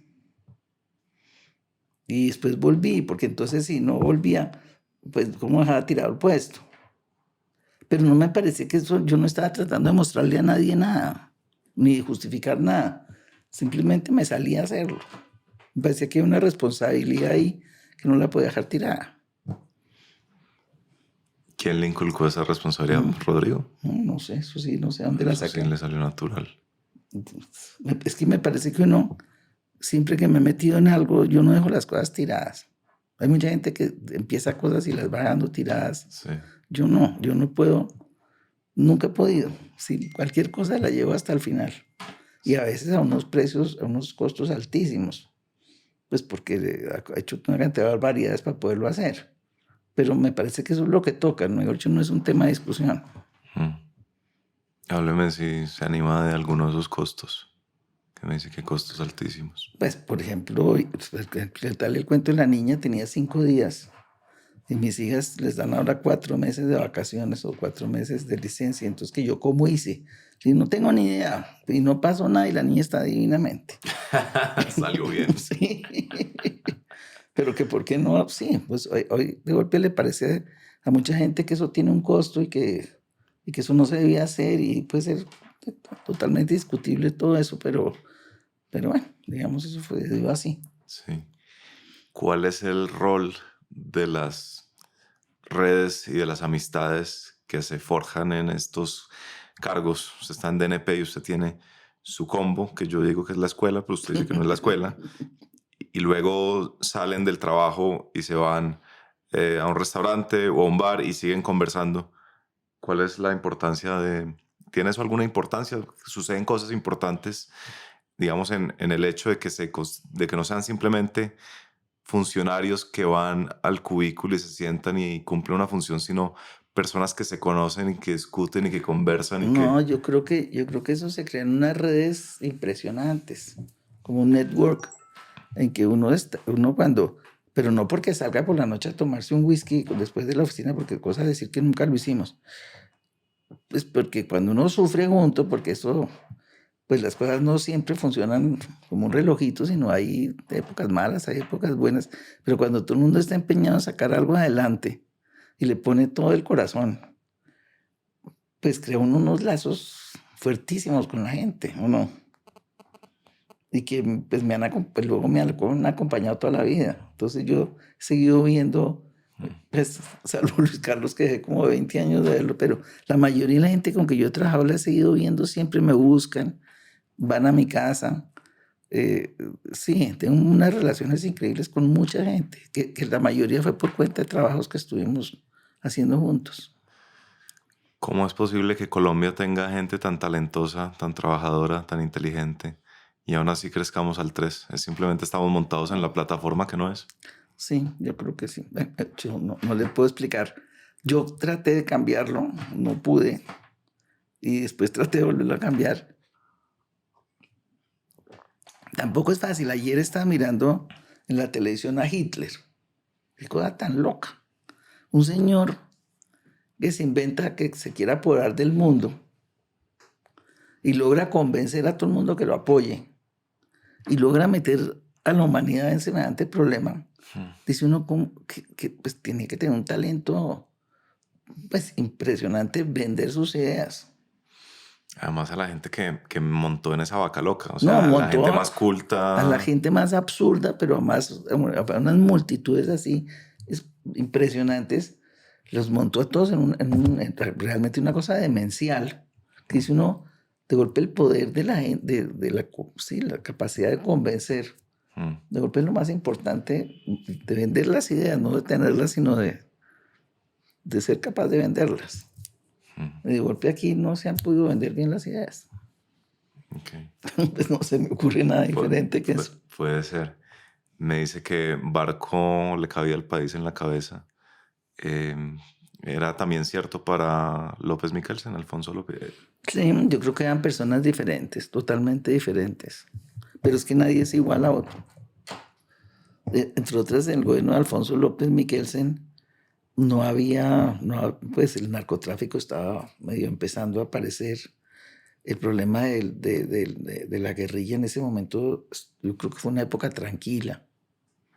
Porque antes, sí, pues cuando hubo toda la lucha entre liberales y conservadores hasta el Frente Nacional, esa parte yo creo que fue peor que después todo lo que ha pasado con los grupos alzados en armas.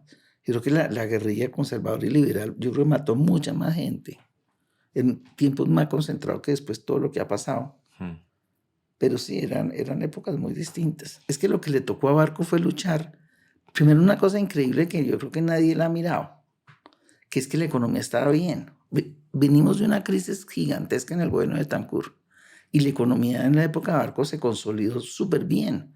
Pues la tasa de crecimiento se subió como del 2,5 al 5, en promedio. El desempleo era bajitico. Mejor dicho, la parte económica no fue problema. Después de que se logró arreglar el problema de que estaban los mercados de capitales cerrados, porque está totalmente cerrado el acceso al crédito externo cuando arrancó el gobierno de Barco. Pues eso fue dificilísimo. Eso nos costó un par de años con Luis Fernando y con Pacho volver a abrir esos mercados. Pero la economía estaba bien, estaba generando empleo, estaba creciendo, el endeudamiento era chiquito. Ese tema no existe. Ahora, si yo creo que si eso hubiera estado mal, el resto hubiera estado peor. Sí, porque por lo menos usted aquí tenía una base que no molestaba. La gente no estaba detrás del desempleo ni quejándose. Problemas de orden público, problemas de narcotráfico. Entonces, pues dio espacio para hacer esa negociación que hizo pues con el M-19 y el Quintín Lame, que yo creo que fue muy importante. Déjame leer aquí un pasaje del libro de Armando Montenegro. Creo que esto lo escribe Armando Montenegro. Dice: como nos consta a los que hemos trabajado en el sector público, las medidas que en su momento despiertan acaloradas discusiones, reprobaciones o alabanzas, al cabo de unos años se derogan o modifican. Cambian los decretos, las leyes e incluso las normas constitucionales. Así, las reformas tributarias, los ajustes presupuestales, las acciones de crédito público, todo lo que en su momento parece novedoso y trascendental pasa a ser parte del pretérito y en el mejor de los casos de la historia. Lo que en su momento parece disruptivo y despierta el interés de la prensa y los analistas queda miniaturizado por el tiempo. Complicado, ¿no? Pues es que yo creo que todo es como un devenir. Usted va poniendo piecitas y va creando unos andamiajes y le da una continuidad. Entonces, después de una cosa viene otra y así, pues a ratos más o menos, pero va creando eso. Entonces, esas piecitas pues empiezan a no, casi que no darse cuenta que se creó esa piecita que fue la que permitió que siguieran creciendo otras piecitas.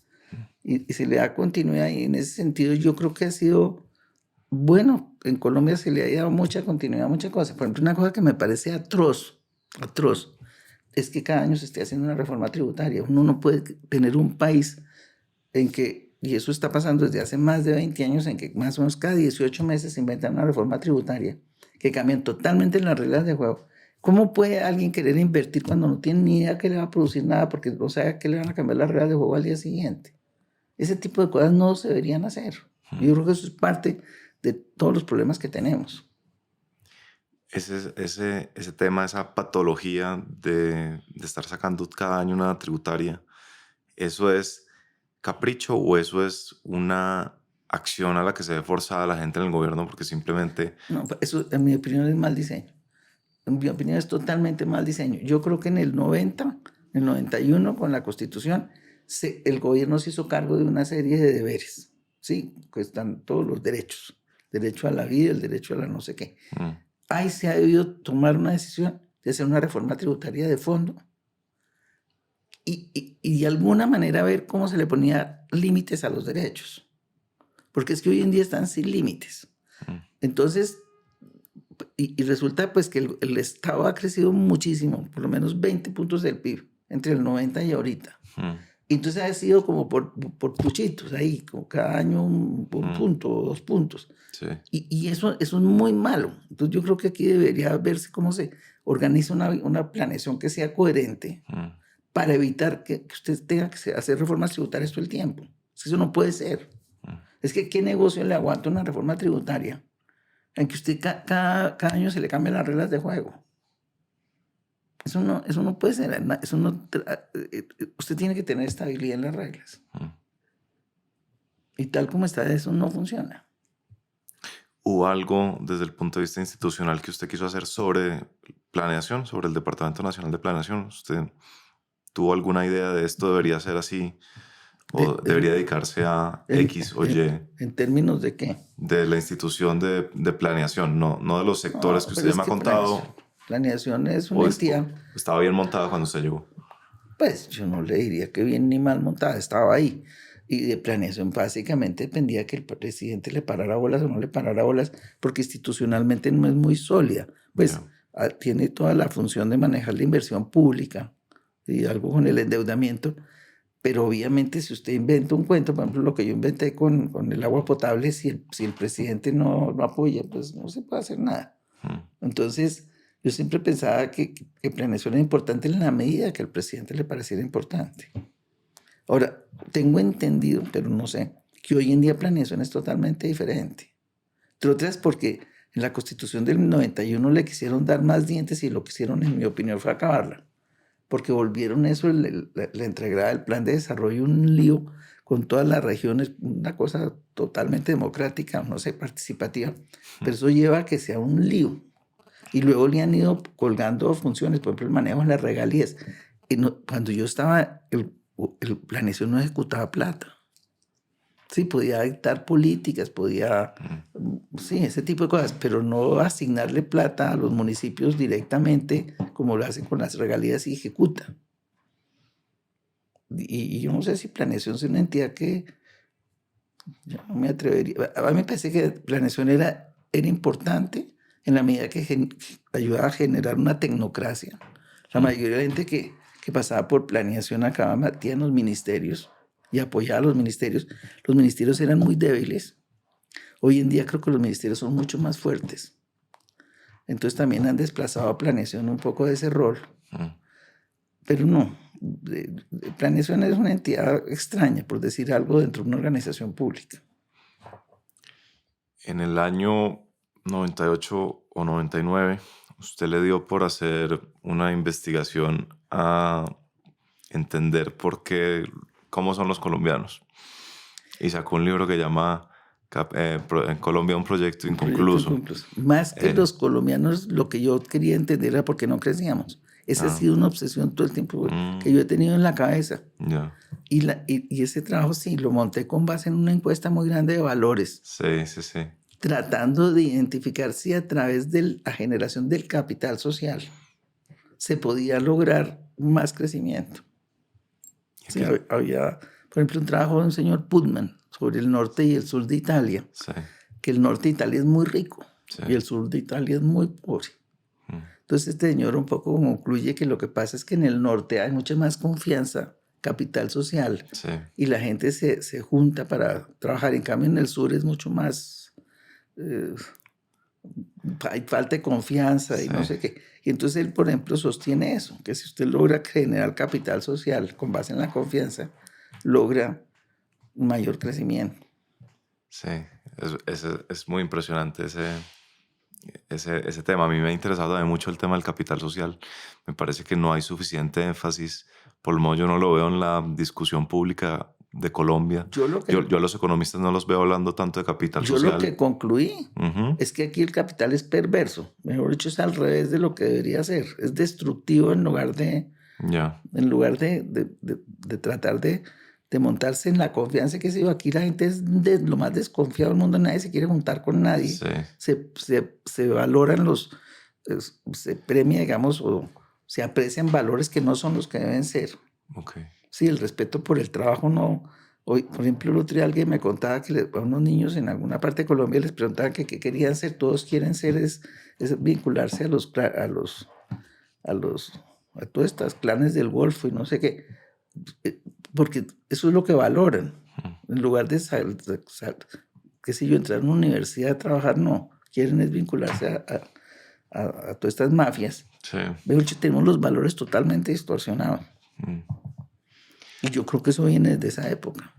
A mí me impresionó mucho un dato que había ahí, era que el 71% de los colombianos consideran que el trabajo era muy importante, pero solo como el 7%, puede estar equivocándome, consideraba que el trabajo era importante para progresar en Colombia. Usted cogía un valor, el trabajo, la educación, y les parecía importantísimos, pero usted lo aterrizaba al contexto colombiano y no les parecía para nada significativo o consecuente. No, es que el respeto por las instituciones, por ejemplo, les parece bien la democracia, pero detestan el Congreso. Una serie de contradicciones muy grandes. Sí. Por ejemplo, algo que toda la vida me impresionó muchísimo es que una de las preguntas que había, esto era una encuesta para gente mayor de 18 años. Era una encuesta muy grande, que si había tenido hijos. Eso no sé por qué me quedó, pero grabado en la cabeza. Y el 60% de los hombres dice que sí, el 60%.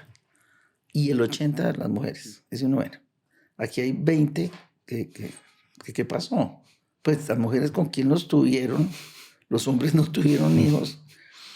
Y no sé si hoy hace uno la misma pregunta, ¿qué pasará? Pero sí muestra una sociedad muy rara en que la mujer de alguna manera o no cuenta que tuvo hijo, o el hombre es muy irresponsable. Pues alguna de las dos, porque no tiene una salida que solamente el 60% de los hombres asuman la responsabilidad que tuvieron hijos.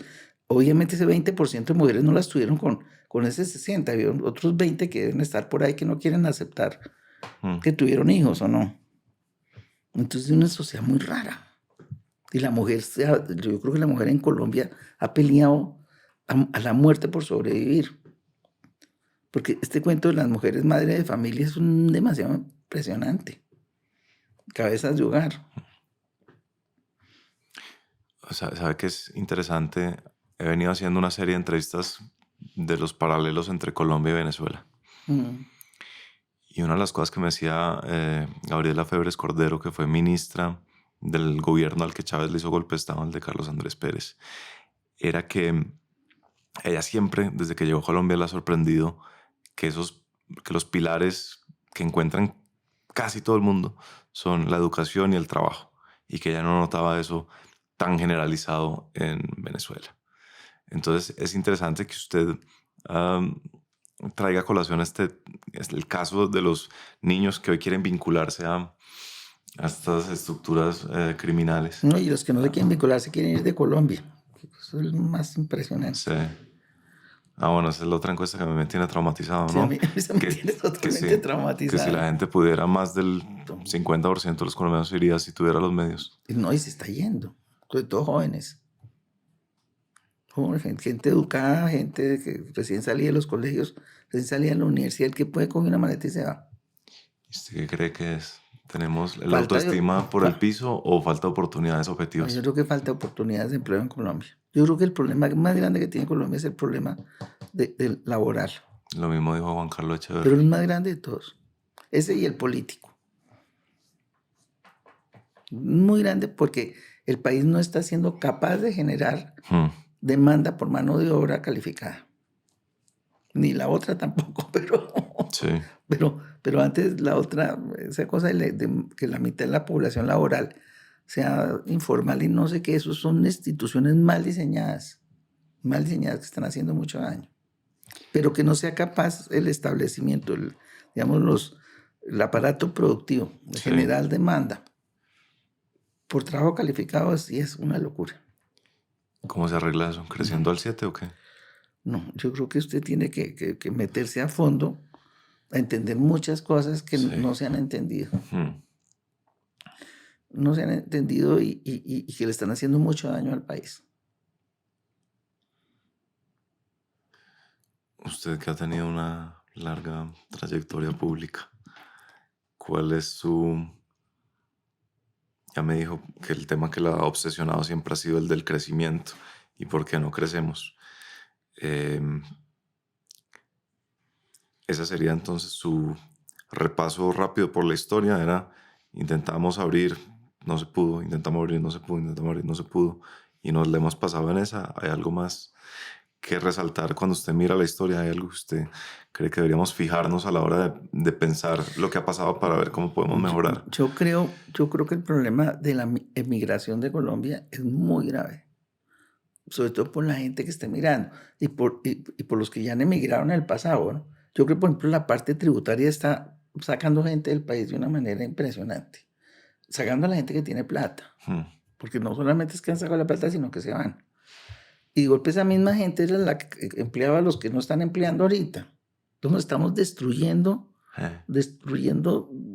capacidad de crecimiento. Yo creo que lo más importante ahorita es entender qué pasa con la migración y qué pasa con el mercado laboral. Desde ese punto de vista. Ahora pienso que el problema político hay que arreglarlo. Que es otro vacío, pues. Sí. Pero sí hay que ver qué es lo que pasa, qué fue lo que hicimos mal, digamos, en los últimos 30 años con el mercado laboral que está funcionando tan mal. ¿Por qué algo tuvimos que haber hecho mal? ¿Y se atreve a especular de qué es o no? No, es que no sé. No sé, yo no sé si, por ejemplo, haber forzado que el salario mínimo subiera muy por encima de lo que el mercado daba. Pero bueno, uno diría que eso es para la gente de golpe de salarios más bajos. Yo creo que eso ha causado mucho lío, la forzada del salario mínimo por encima, salario real alto. Uno piensa, por ejemplo, en las normas laborales, pero en la ley 90, la ley 50 del 90, yo creo que arregló bastantes cosas, como lo que hablábamos antes, digamos, en términos de la pensión sanción, las cesantías y cierto tipo de cosas, pero algo se hizo mal que está presionando que haya ese desempleo. Es que no es lógico tener ese desempleo tan alto. Y si usted mira estadísticamente, es que es demasiado tiempo el que usted tiene ese desempleo por encima de todo el mundo. Entonces, tienen países como los Estados Unidos. Claro, no estoy pretendiendo que seamos como los Estados Unidos, pero allá las tasas de desempleo son de 3 y 4%. Y yo creo que, por ejemplo, no sé, en Argentina de golpe también son 3 y 4%. Es que aquí lo que pasa realmente es insólito. ¿Le ha echado cabeza cómo generar confianza en ese tema del capital social? Siempre he pensado cosas, pero de golpe no de la dimensión que toca. Pero, por ejemplo, yo creo que promover el deporte es importantísimo. Yo creo que promover cosas que unan. El deporte es una cosa, a mí por ejemplo, el fútbol me fascina. Me fascina porque es un deporte en el que no hay razas, no hay estratos sociales, no hay nada y es muy popular. Entonces usted se mete en ese mundo y es un mundo increíble, un mundo donde usted logra que ni la religión, ni la raza, ni nada, todos son iguales. ¿Juegan bien o no juegan bien? Sí. Y ganan si juegan bien o no. Y hay con unas reglas de juego que están aceptadas, ¿no? Puede que los árbitros a veces sean parcializados o yo no sé qué hagan, pero hay unas reglas que están aceptadas. Entonces, en la medida que las reglas están aceptadas, todo el mundo las acoge y juegas bajo esas reglas. Entonces, yo creo que uno debería tratar como de reproducir eso a nivel de sociedad, de lograr establecer un sistema que las reglas estén incorporadas, que sean aceptables, y donde esas diferencias que son tan dañinas a nivel del mundo no existan. Entonces, no sé por qué pienso mucho en el deporte. Sí. Una de mis preguntas frecuentes en este podcast es si vamos a poder encontrar algún día el Colombian Dream, ¿no? El sueño colombiano, algo que cree mística, que ate, que una, ¿no? Para dejar de decir que lo único que nos une es la selección Colombia. Ahora, hemos ido encontrando otras, ¿no? Yo creo que nos une Crepes and Waffles. Frisbee, dice la gente que nos une. ¿Ah, sí? Sí. Pues hay que buscar, yo creo que hay que buscar. Sí. Ya me habló de un punto de inflexión particularmente doloroso, que fue ese bajón súbito de los aranceles con Rudy. ¿Algún otro punto de inflexión de la historia colombiana que usted piense que, madre, si tan solo se hubiera manejado diferente, podría haber sido diferente la cosa? Yo creo que lo que pasa es que no se los puedo ubicar. De hecho, no es tan fácil decir es que para en tal fecha. Yo creo que la ley, las cosas laborales, yo creo que eso está muy mal, pero no sé en qué. Claro. No me atrevería a ver, si uno se tenga que ver con las pensiones, no sé, no. Ahora, sí, no, es muy difícil porque yo, como le decía, yo creo que los cambios son suaves en el tiempo. Entonces, de golpe, cuando usted empieza a descubrir, para que descubrir que algo pasó, de golpe tiene que pasar 10 años. Por ejemplo, a mí me parece que lo que está pasando con la migración de Colombia es muy grave, pero eso ni siquiera lo registran las estadísticas, ni nadie le está parando bolas. Sí. Aunque ya hay señales de alarma, por ejemplo, que el año pasado salieron más de 500,000 personas de las que entraron. Entonces póngale que dentro de 1 o 2 años se hace un censo y descubrimos que estamos perdiendo población. Sería un golpe durísimo, porque ninguna estadística le está dando para eso, aunque ya empieza a no oír ruido, ¿no? Sí. Ya Colombia no va a perder población en el 70, sino en el 50, no sé. Eso empiezan a salir estadísticas de eso. Y de golpe vamos a tener una sorpresa grande y desagradable. Sí. ¿Qué opinión le merece el discurso de su otrora pupilo, hoy amigo Luis Carlos Valenzuela? El de Colombia se quedó sin élite. Por allá lo hizo en el 2000. Dijo, el problema grande de este país no es ni la guerrilla ni el tema económico, sino que se quedó sin élite. Yo he tenido unas discusiones grandes con él, porque para él lo más importante es la élite. Yo la verdad es que no puedo saber qué quiere decir las élites.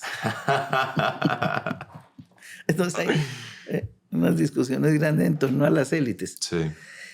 A mí lo que me parece, que no sé si es lo mismo, es que no veo uno liderazgo. Yo no sé si élite sea eso o qué sea, pero uno no ve, y yo no sé si es por el mismo problema político, que usted no ve, es que antes usted tenía jefes de partidos, ¿sí? El Partido Liberal era fuerte. Había un señor o 2 señores ahí que eran importantes, estaban haciendo carrera para la presidencia. Sí. Lo mismo pasaba en el Partido Conservador y en la misma izquierda. Ahorita eso no. Es una cantidad de gente regada por todas partes. Sí. Y gente buena. Sí. Pues porque hay por lo menos 10 candidatos que podrían ser presidentes de Colombia buenos, pero ninguno tiene nada. Ninguno tiene votos, ni ninguno tiene liderazgo. Y yo no sé si eso sea élite o no sea élite. Pues aquí para tomarme el atrevimiento de interpretar a Luis Carlos y a raíz de lo que conversamos cuando él vino aquí, él se refiere sobre todo a una élite de ideas, ¿no? Eso fue como un poco lo que aclaró. Entonces, y coincide con lo que usted estaba diciendo, ¿no? Finalmente faltan ideas, ¿no?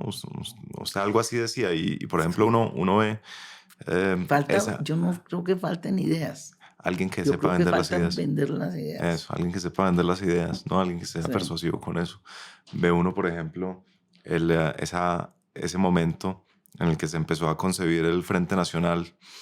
Lo hablaba hace poco con Carlos Caballero. Y entonces Lleras Camargo juntaba a la gente y entonces tenía liderazgo y entonces pues se reunió pues lo más conocido con Laureano allá en Europa, pero al mismo tiempo no, finalmente hay un paro que tumba al dictador, pero ya hay una opción muy clara de qué se va a hacer, y es muy posible que haya habido una labor de persuasión de Lleras Camargo. Son 2 o 3 personas que se ponen de acuerdo. Entonces se pone, sí, los 3 líderes liberales, Alfonso López Pumarejo, Lleras Camargo, no sé, Carlos Lleras creo que no existía en esa época, y luego los conservadores, Mariano Ospina, Laureano Gómez, qué sé yo, que se ponen de acuerdo a darle manejo a las cosas, pero no es un reguero de 200 o 500 personas opinando. Pero esas personas tienen representatividad dentro de la población. Eso no existe. Y yo creo que eso no existe porque los partidos no existen. No sé si te equivocas. Puede ser. Puede ser. O de golpe aparece un Hitler ahí que empieza a dar alaridos y todo el mundo se va detrás de él.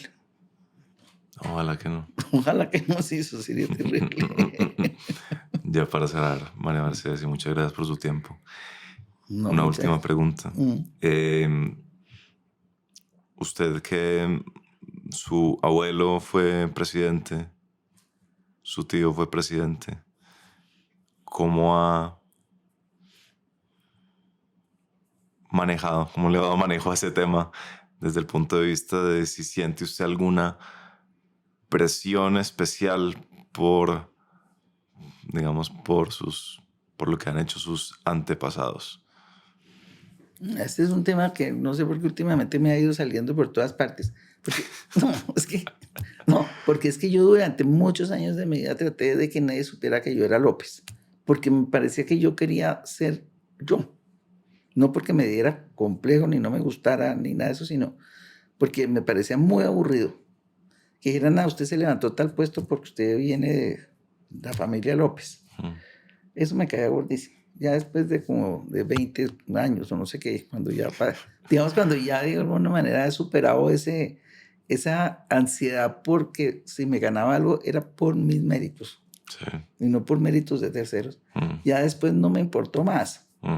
Ahora, me parece que, pues, la verdad, y eso sí que también hace una discusión ahí con Luis Carlos bastante grande, pues sí, yo tengo una élite de golpe detrás, además de una gente espectacular, que sí hizo mucho por el país, de golpe uno no tuvo la capacidad de hacer más, pero sí es motivo de orgullo grande, pues, porque un personaje como Alfonso López Pumarejo, como Alfonso López Miquelsen, como Pedro A. López, que yo creo que era un tipo absolutamente espectacular. Realmente sí es un motivo grande de orgullo. Sí. Tengo un amigo muy conocedor de la historia que dice que para él quizás Alfonso López Miquelsen de los presidentes recientes ha sido el más inteligente, que era inteligentísimo. Sí, y por ejemplo, siempre se decía que ponía a hablar el país. Cada vez que decía, tenía ideas, todo el mundo acaba debatiendo qué era lo que estaba planteando. Yo tuve una amistad muy grande con él. No cuando él estaba presidente, sino después. Pues porque a pesar de que es tío mío, hermano de mamá, no sé por qué en esa época él vivió mucho por fuera cuando estábamos chiquitos. Y no, vine a ser muy amiga de él después de que salió de la presidencia. ¿En qué sentido era deslumbrante? Tenía muchas ideas y era muy agradable hablar con él. Es que es fabuloso hablar con gente inteligente. Entonces, gente que conoce historia, que tiene experiencia, que tiene que conoce el país, que sabe por dónde un poco va el agua al molino. Pues María Mercedes Cuellar, ha sido un gusto. Muchas gracias. No, pues muy querido usted, muchas gracias. Además, 2 horas larguísimas. No, me parece muy interesante. Muchas gracias. No, usted. Espero que hayan disfrutado el episodio de hoy. Antes de irse, un episodio similar que les recomiendo, Luis Carlos Valenzuela, que trabajó con María Mercedes y que hizo un discurso famosísimo sobre dónde están las élites en Colombia por allá en el año 99. Discurso que, por cierto, mencionamos en este episodio. Se los sugiero, se los recomiendo y espero que hayan disfrutado de este episodio. Recuerden que nuestro patrocinador de hoy, Somos Internet, ofrece a los oyentes de Atemporal 50% de descuento en Medellín, en Bogotá, en los primeros 3 meses de su servicio. Entonces, sigan el link o vayan a somosinternet.co/atemporal. Hasta la próxima, moral arriba y un abrazo para todos.